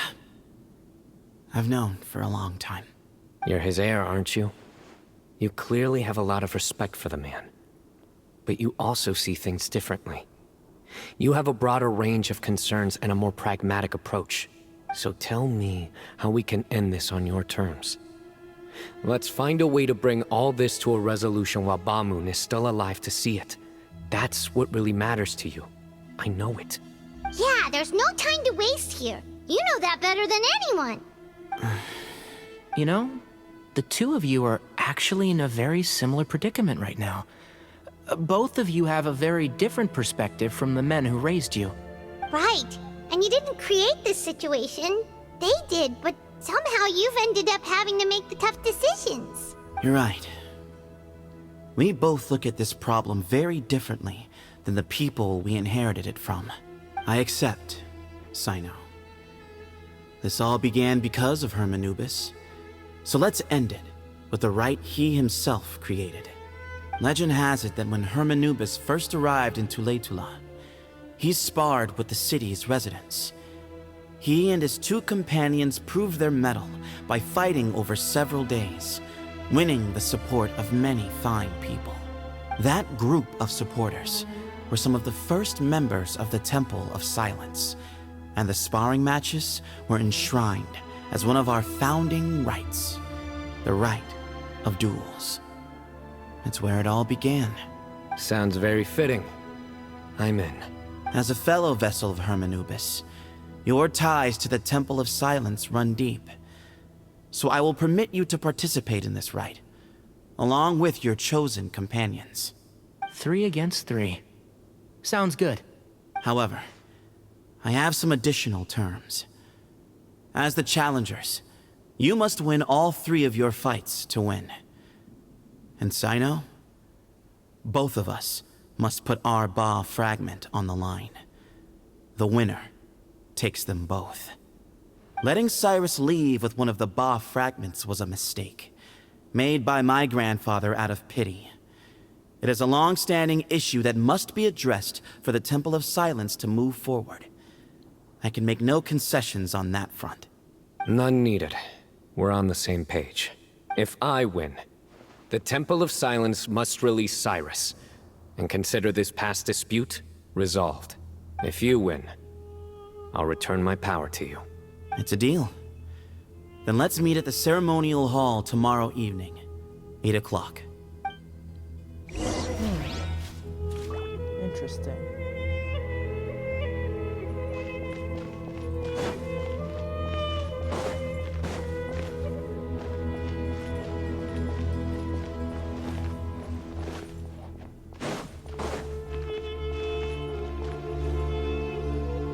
Well, after how that went, there's definitely no turning back now. There never was. Turning back hasn't been an option for me since the moment the professor slipped away to return to the desert. You have to win. You need this power, both as General Mahamatra and for yourself. Yeah, that's right! Besides, it stayed with you ever since you were a small child. Surely that's a sign it thinks of you as its rightful owner. Both as General Mahamatra and for myself. Yeah, when you put it that way. I've had to overcome a lot to tame this power and claim it for myself. Not everyone could have done that. Exactly! The Traveler and I will never lose. And neither shall I. The desert was home to an ancient and great civilization that, for a variety of reasons, fell out with the civilization of the rainforest. It's just as Dia said. Prejudice has pushed people apart. But there must be personal factors at work here too. I can't shake the feeling that Bamoon cares for many more things than he lets on. And I don't think that Zethos is any kind of villain. He's just doing what he thinks is best. Tomorrow, everything will be resolved.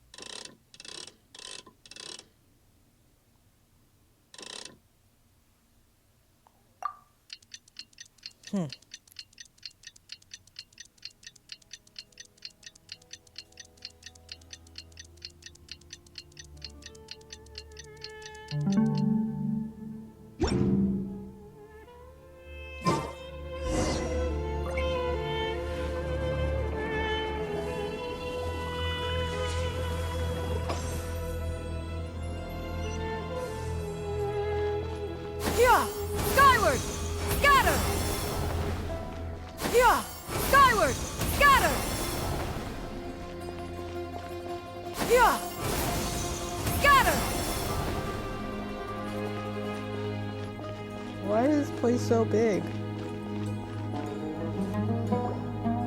We gather on this day to perform once more the rite of duels, with the greatest of all sages, Lord Hermanubis, as our witness, for his power and authority is present in our midst. This is our most sacred of ceremonies, and no disruption from the audience shall be tolerated. It is incumbent upon all to observe the duel with the utmost respect and reverence throughout the proceedings. Representing the Temple of Silence, the Defenders.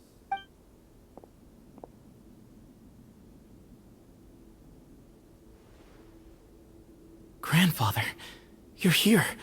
A rite of duels after all these years. I am surprised by your decision, Sethos. I know what I'm doing, Grandfather. Just leave it to me. Representing the Academia, the Challengers. Ready. We will fight to have our voices heard. Warriors, take your positions and decide on the order of battle. We come not to debate what brings our challengers here, nor what will become of the defeated duelists. Duelists, the might of Hermanubis himself is at stake here. Now, fight. Fight until the rightful victor is proclaimed. Huh? Are you sure? I agree. She's very strong. Sending her out first will definitely intimidate the opposing side. Okay, then you're second. Sure. We have decided. So have we. Let's begin. We're only fighting one at a time? Duelists of the first bout, please step forward.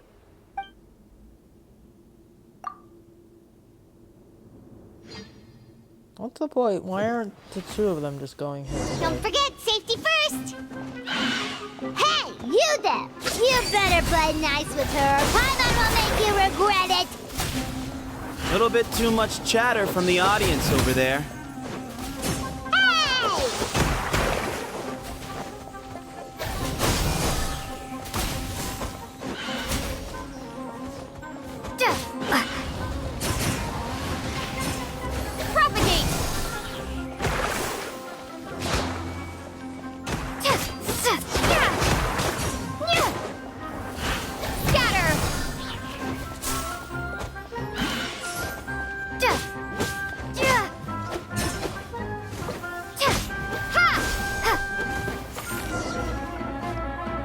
A swift end to the first bout.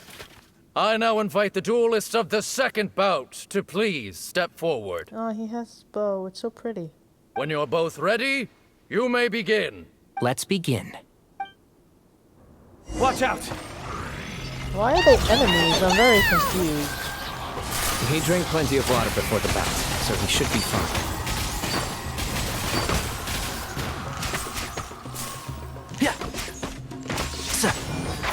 Can't see?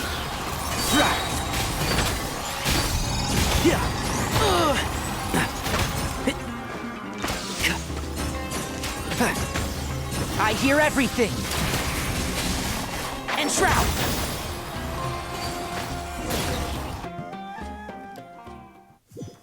Why are they fighting enemies? It doesn't make any sense. There's no... Thus ends the second bout. We will now move to the third bout. Duelists, please step forward. I'm ready. So am I.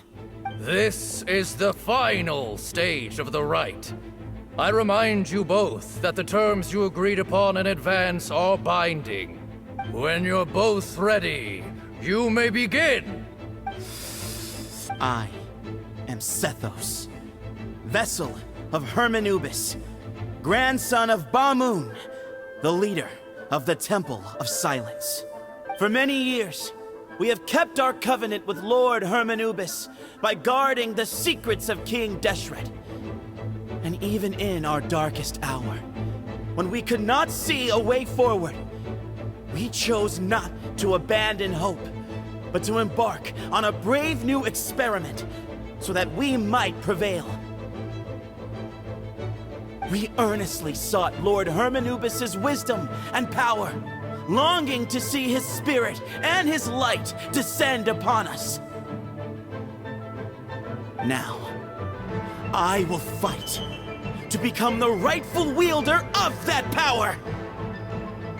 I am Cyno, General Mahamatra of the Academia, student and successor of Cyrus, the Sage of Spantamad.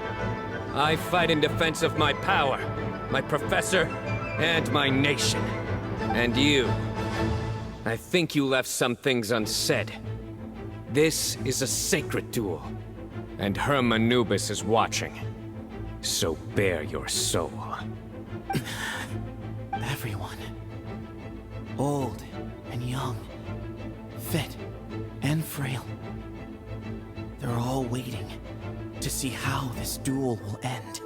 My grandfather is a wise leader. He is also known to be a ruler who is not afraid to get blood on his hands. I understand his beliefs well, and I know what he expects of me. But our faith has held us back for too long. After I grew up, I went to the rainforest once, and I saw for myself the people of the city. Times have changed. The people of Sumeru are happier and more free now than in the past. I thought about this as I stood at one of the tallest points in the city, gazing down at the streets below. Then I thought of you, Cyno. You and I both wield the same power, yet the lives we lead could not be more different. Each Ba fragment of Hermanubis stands for something different. Might, glory, and one of many other secrets that have yet to be revealed. I once thought that the nature of our fragments must be what makes us so different from one another. But maybe it's that you've found your answer, and I am still searching for mine. I am more than just a warrior. I am my own person. Exactly. The name Hermanubis has left its mark on both of us, shaped the course of our lives. We are his vessels, and yet we are more besides. So show me your answer, Cyno. Show me I can be more than my faith, more than the power I wield. Show me the person I can become!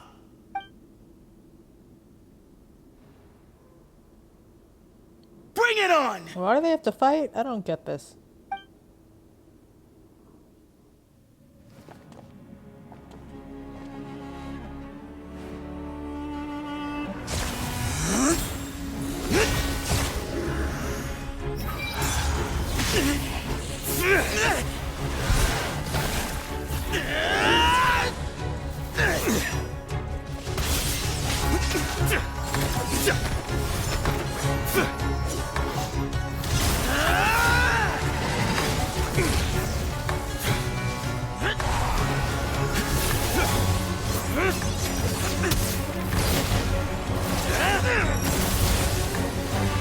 That's all you've got?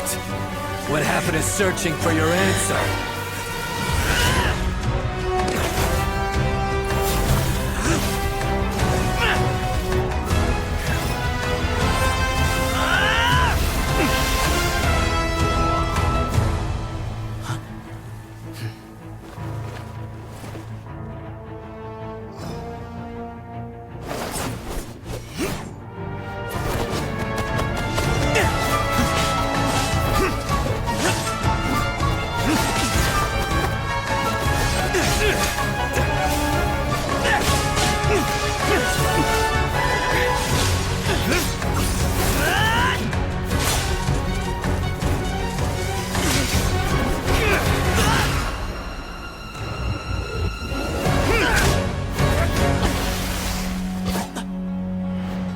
Fight's over. Do you yield? You won. Well then, looks like you found your answer.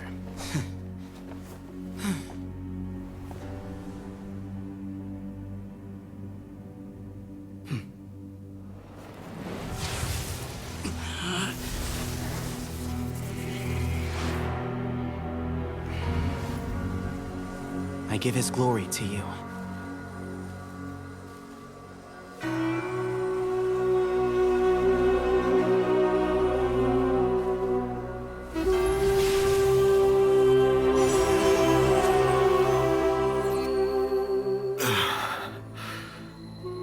I've seen that light. That is the light of our Lord, the great Hermanubis, priest over all other priests. His spirit dwells within that lightning, and his will lives on. Once a warrior of Tynar, he emerged from the barren desert sands to serve the god king Al-Ahmar. After the death of the god king, Hermanubis gathered his followers and the Tynarian priests and led them to the city of Tule-Tula. There, they founded the Temple of Silence, and from that day forth, we became stewards of all knowledge that survived from King Deshret's civilization. Barely a century passed before war ravaged the desert. One by one, Eremite leaders took up arms against each other in battles that would devour what little remained of their civilization. Only the wise city of Tule-Tula was spared under the guiding hand of the Tynarians. But peace did not last. Coveting the knowledge of King Deshret, the beasts set their eyes on Tule-Tula. The king of Gurabad laid siege to the city and ordered the sages to surrender to him the Temple of Silence as proof of his victory. The ruling elite colluded with their oppressors, betraying the temple so as to hold on to their rule over the city. They declared that the knowledge guarded by the temple was the true cause of corruption. These were dark days, and we faced enemies on all sides. Our Lord had long since exhausted his strength, keeping the forbidden knowledge introduced by King Deshret at bay. To ensure the temple's continued survival, he broke his being into many pieces and began the ceremony of Hermanubis' legacy, bestowing his power upon his mortal followers. With this power, the temple was able to defeat the tyrant's army.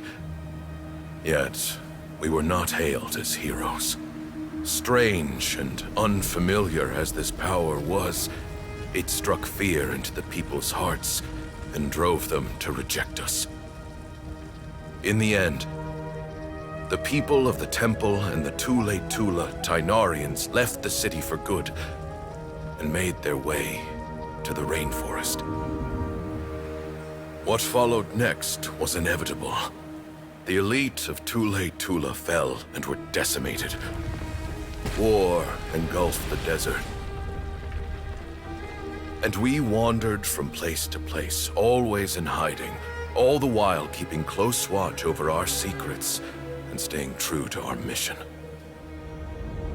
Betrayal forced us out of the desert and into the forest. Then mistrust drove us from the forest into the desert once more. We have lived in exile for far, far too long. Yet, today, the Temple of Silence has borne witness to the glory of Hermanubis once more. Thank you.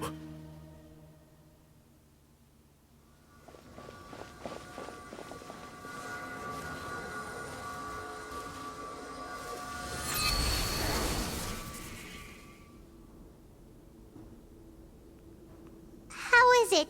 Do you feel okay?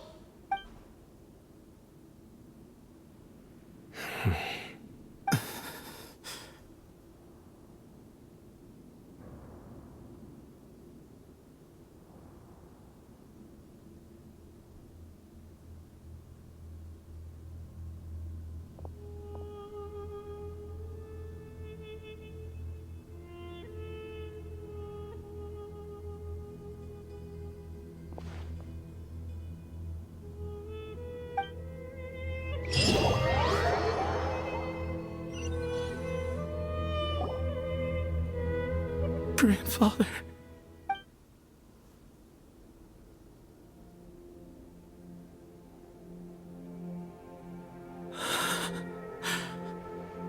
Hey, Sethos.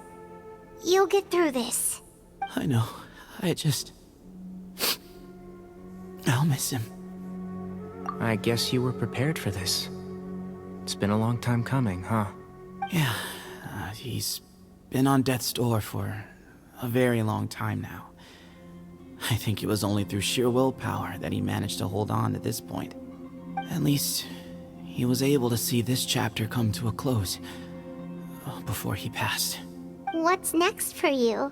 Per my grandfather's last wishes, the Temple of Silence should submit to whoever possesses the largest number of Hermanupus fragments.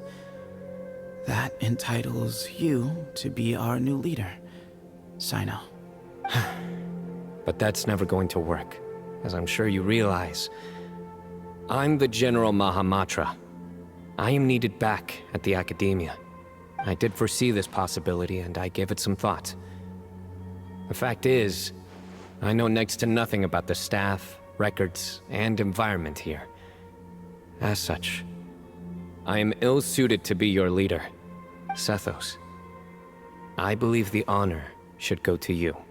Were it not for this duel, or indeed if you had other intentions, the Ba fragments would most likely be in your hands by now.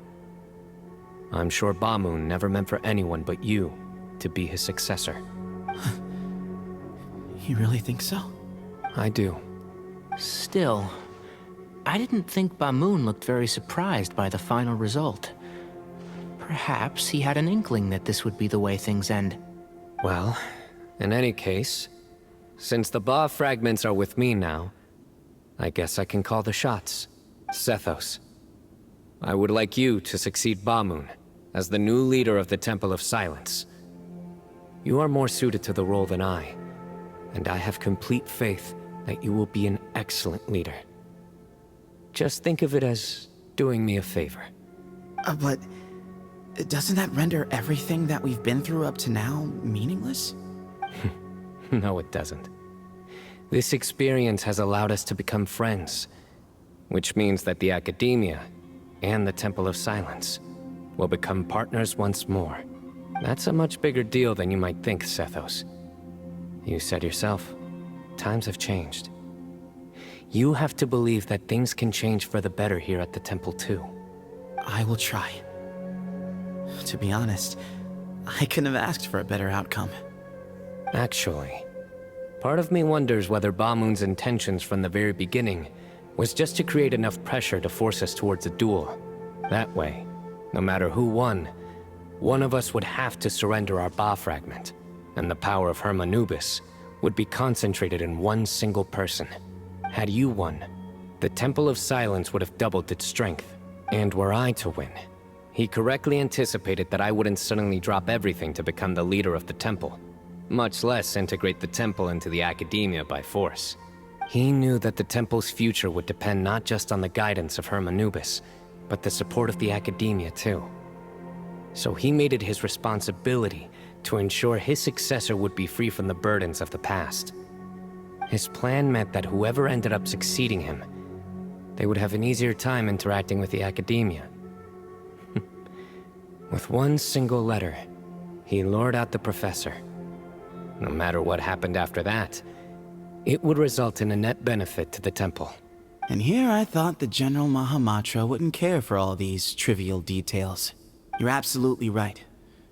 Grandfather and I considered this from every angle. We had to find a way to mend our relationship with the Academia. In that sense, the right of duels was just a means to an end. Thank you for everything, Cyno. As a gesture of our gratitude, to those that you and Lesser Lord Kusanali deem worthy, I will grant the honor of access to the Temple of Silence for their pursuit of knowledge. The Temple of Silence has a wealth of information on King Deshret's civilization, more than any other organization in existence today. In times when you need information that only we can provide, we will be here to support you. But you must be exceedingly careful with your selection of candidates, lest you lead humanity to repeat the same mistakes. By the way, Tighnari, My grandfather was so happy to see you. You are a descendant of the Veluca Shuna, and we are the heirs to the will of Hermanubis. The story goes that King Deshret chose the sage Hermanubis from among the Tainarians and appointed him as his familiar. He went on to fight many valiant battles with his Tainarian companions. They always stood by each other, from the founding of the Temple of Silence to the fall of Tuletula. The Tainarians who left Tuletula joined their human counterparts in the rainforest. A few centuries later, when some of the group returned to the desert, many of the Tainarians chose to stay and put down roots in the rainforest. In all likelihood, those were your ancestors. How fascinating. My father once mentioned that I was named after the Tainarians, but I never knew that my forebears had such a history with the Temple of Silence. I like this story. By the way, has anyone seen Cyrus? Yes, Cyrus. You'll probably find him in my grandfather's room. He wouldn't show it in front of me, but I think he still has many fond memories of my grandfather. If it's true that you and your grandfather really planned for everything to turn out this way, then I guess he didn't really resent Cyrus as much as he appeared to. Who knows?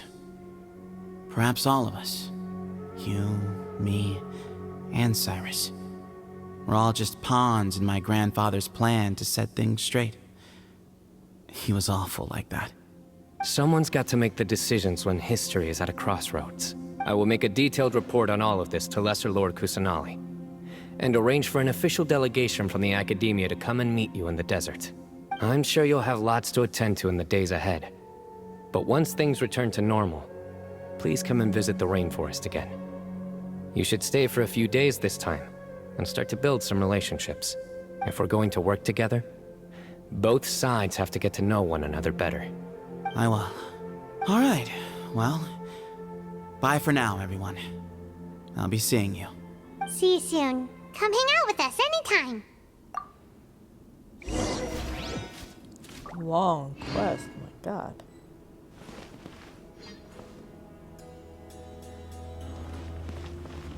Grandfather, we did it. We achieved what we set out to do. From this day on, the Temple of Silence has the chance to work with the Academia once more. Real change. Real opportunities. They are now within our grasp.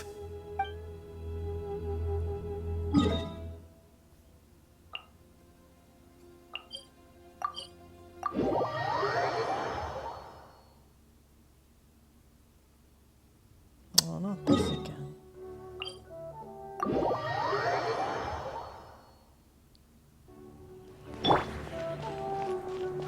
Yeah! Skyward! Yeah! Scatter! Yeah!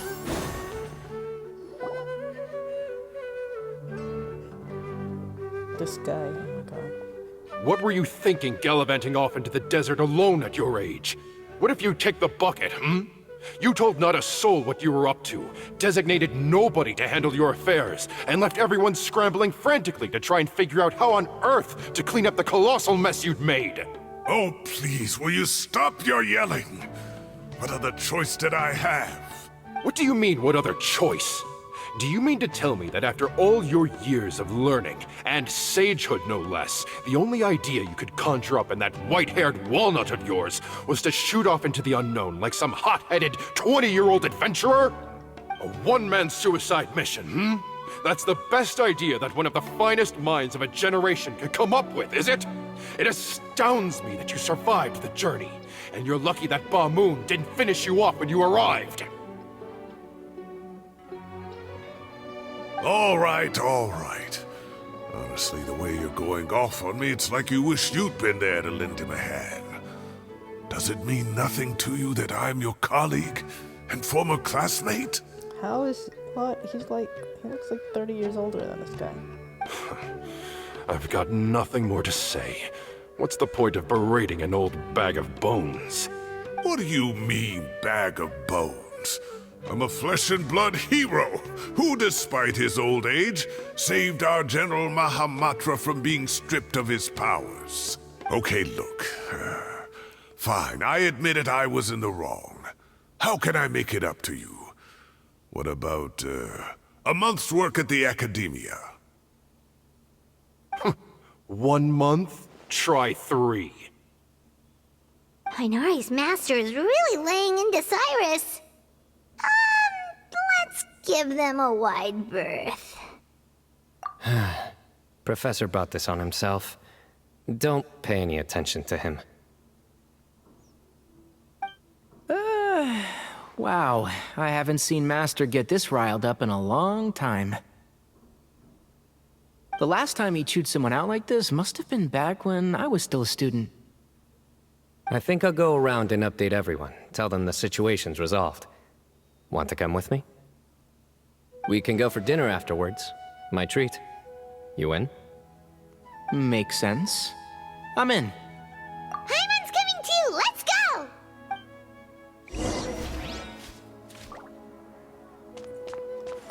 You'd better start packing your things.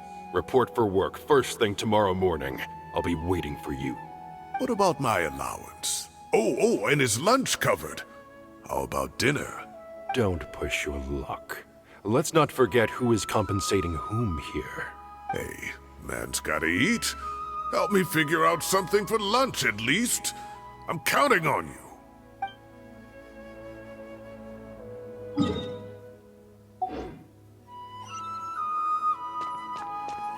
Yeah! Skyward! What?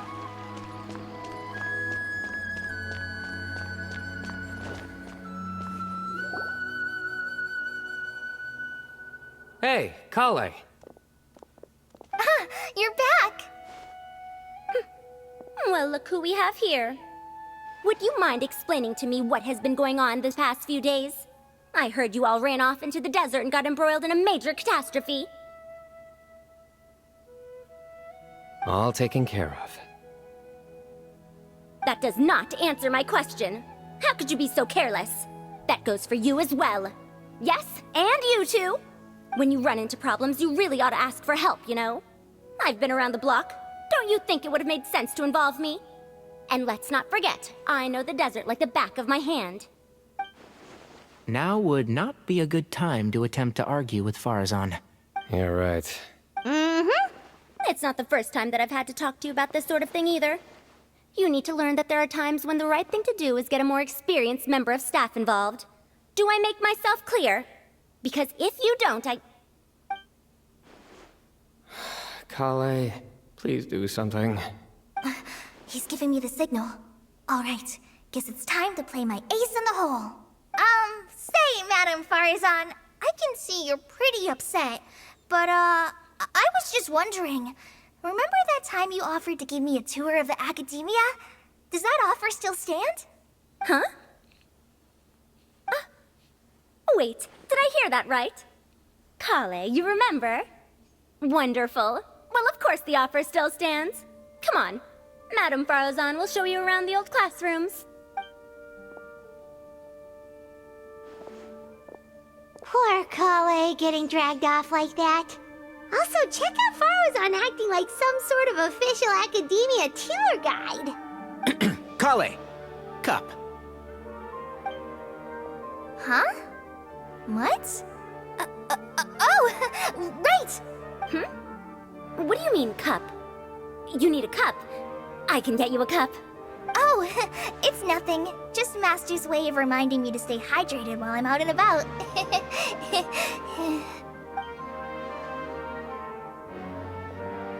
It's code for let's reconvene at the cafe. Tighnari and I used it while we were in school, and it's become something of a family tradition now. Oh, that's kind of fun. Mm-hmm. 2 people left. Let's bring them along too.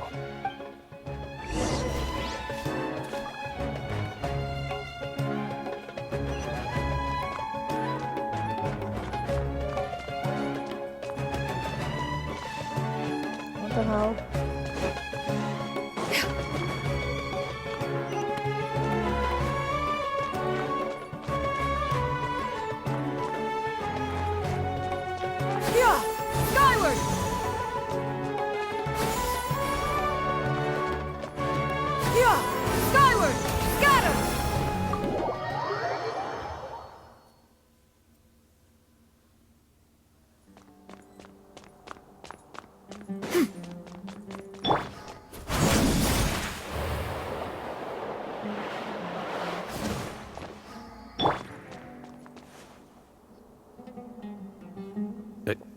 Am I hallucinating?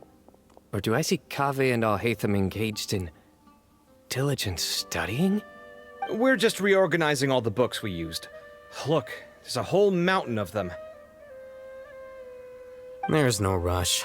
Nobody reads these books anyway. My sincere thanks to you both. Yes, with your help, we resolved the issue rather swiftly and painlessly. And the outcome was better than we could have hoped for.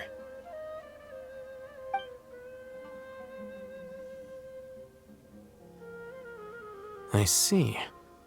The Temple of Silence resorted to rather unique means of self-preservation.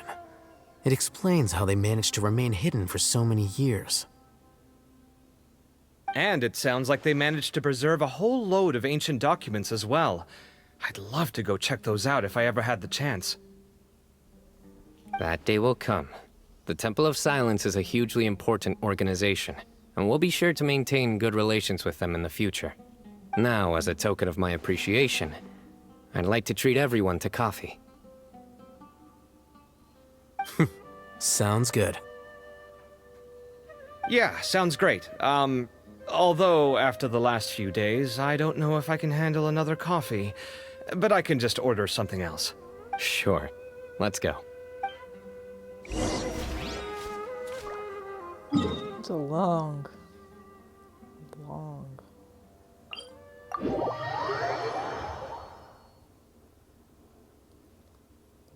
quest.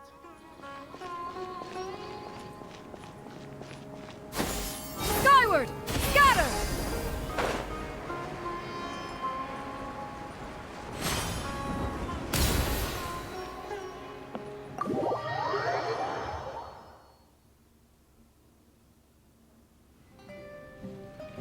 And then the Traveler just pounced on their opponent and knocked him right out cold. Then there was Tighnari. He put up an amazing fight too. We ended up winning all 3 bouts. Whoa!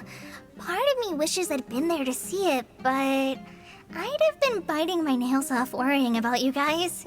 A truly edifying account of the events. Bereft of detail, but it has livened up the room all the same. Hey, Paimon included all the juicy details. The Traveler just pounced and then waved their sword like this, then spun around and blocked.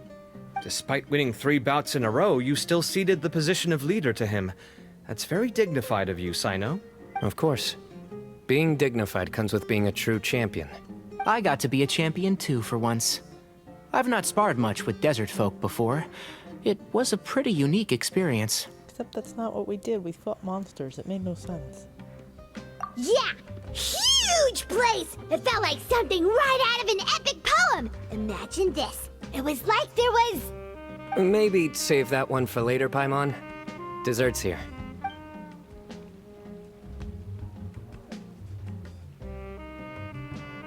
I think that'll do me for today.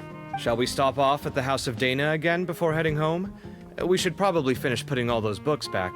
My thoughts exactly. See you around. I should get going as well. See you all later. Make sure you get some good rest tonight. I need to go say thanks to the Core 30 for their help. Also, Sir Nephis says he wanted to introduce me to some of the Academia's work processes. So, I gotta dash too. Kale's come a long way. She's much more confident at dealing with other people these days. Everyone's a work in progress. You never stop learning. Yeah, true.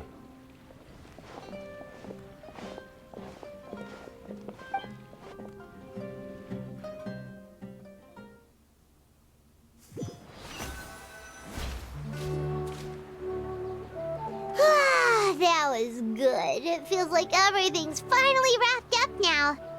Life is all about these moments when you can finally relax and hang out with good friends after a job well done.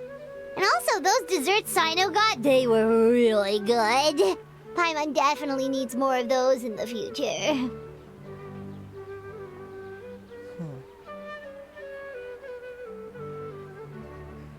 Do you 3 have anything planned for the rest of the day? If not, would you come somewhere with me?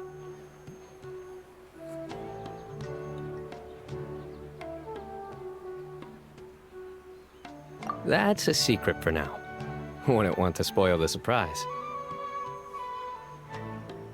Okay, I think I can guess what you're talking about. It'll definitely be a nice surprise. Well, now Paimon's curious. Come on, let's go.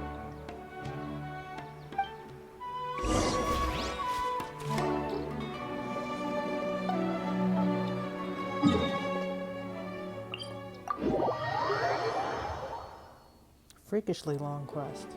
Yeah! Skyward! Scatter! Yeah! Scatter!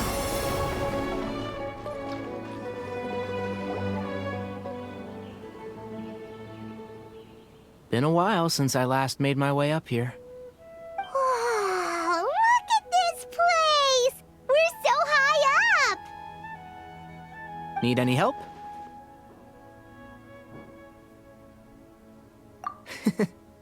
As you wish.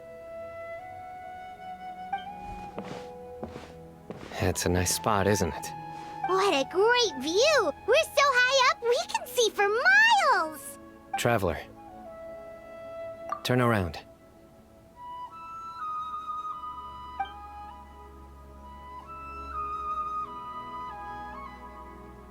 This is my secret base. Somewhere I only bring my best friends. When I was a student, I used to slip away and climb up here all the time, just to clear my head. I was quite young then, and hadn't made too many friends yet. Back then, I had a lot of the same questions that Sethos was asking. Who am I? Why do I have this power? And what should I be fighting for? Our gifts help us to find our rightful place in the world. That was my experience. And I'm sure Sethos will figure things out in his own time, too. You two really are like brothers. I feel the same way. Of course. I see no need to be humble when it comes to the facts. I still remember one time when we came up here to chat and do our homework. Cyno accidentally dropped a fruit. Luckily, he has fast reflexes, so he caught it just in time. That was the one and only time. Nothing will ever slip through my fingers again. Those were good times. I kinda miss the student life. You know, Paimon really shouldn't be able to imagine Cyno doing something like that, but for some strange reason, the mental image is coming through clear as day. Then make it stop. There's somebody there. It's Professor Cyrus. You guys carry on without me. I'll be right back. Okay. Huh? Hey, you're not supposed to jump down! Be careful!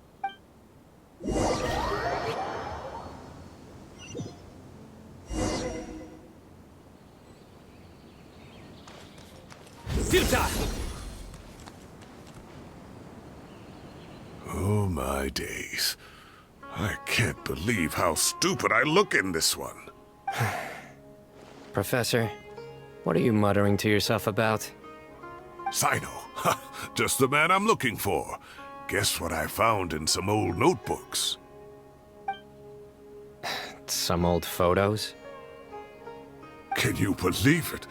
This notebook was just sitting in a pile of odds and ends in the Sage's office. I must have forgotten to take it with me, and no one's touched it since. It was still right there. I was at the Academia earlier to discuss my workload with Nephis. I swung by the old office to have a look around and just happened to cross it. Well, time flies. Look how tiny you are in this picture. Still a kid.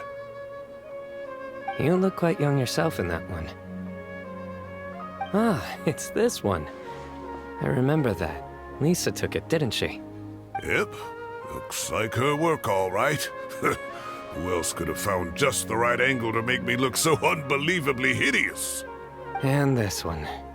Looks like we're both dozing off. Oh, cheeky girl. Taking secret photos of us without our knowledge. Is there something you'd like to say to me, Professor? Like what? Like, these are good photos, aren't they? Hey, at moments like this, I hardly know where to begin. I can't pretend I'm a good person. But Moon had every reason to despise me. And well, so do you if you feel the same way. Don't be ridiculous, you old codger. Is that not what you wanted me to say? Oh, I've dreamt of that place many times after leaving the desert.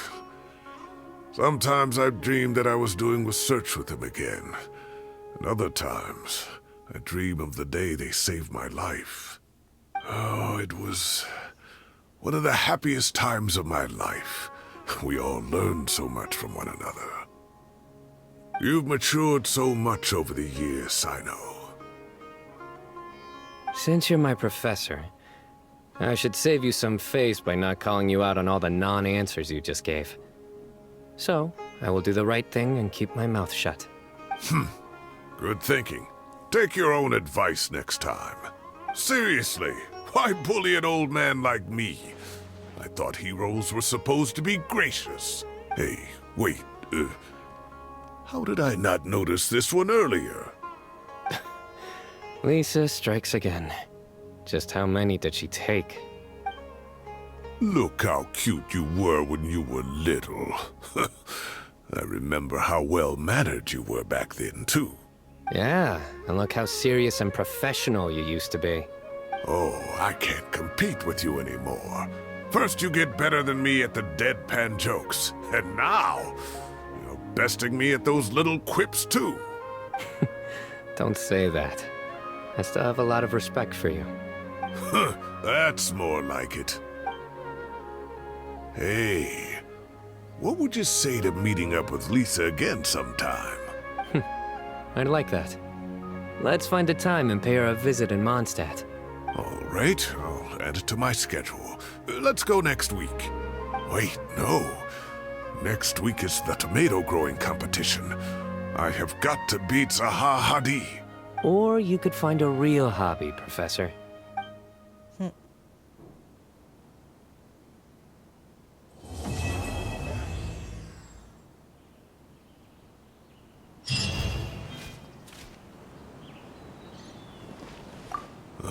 Time has passed too quickly. The children have all grown up, but it turns out grown-up kids are no use. When Nephis comes after me, Cyno still can't do anything to protect me. Oh, that boy. Great view today. This atmosphere calls for a joke out of left field, to catch the listener unawares. Alright,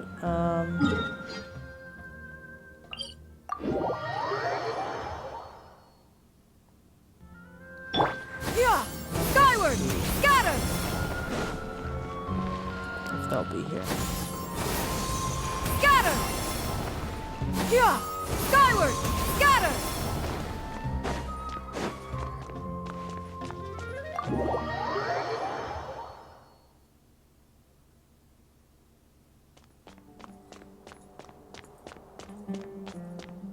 Yeah!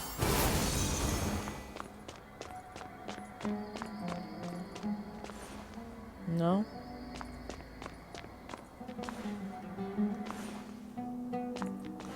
Doesn't look like they're here.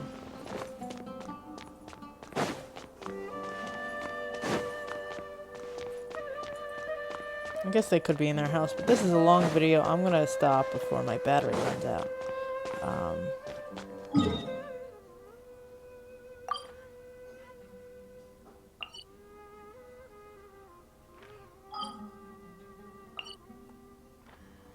Weird that it would take me to Fontaine when I was not in Fontaine. Add Astro. Thank you for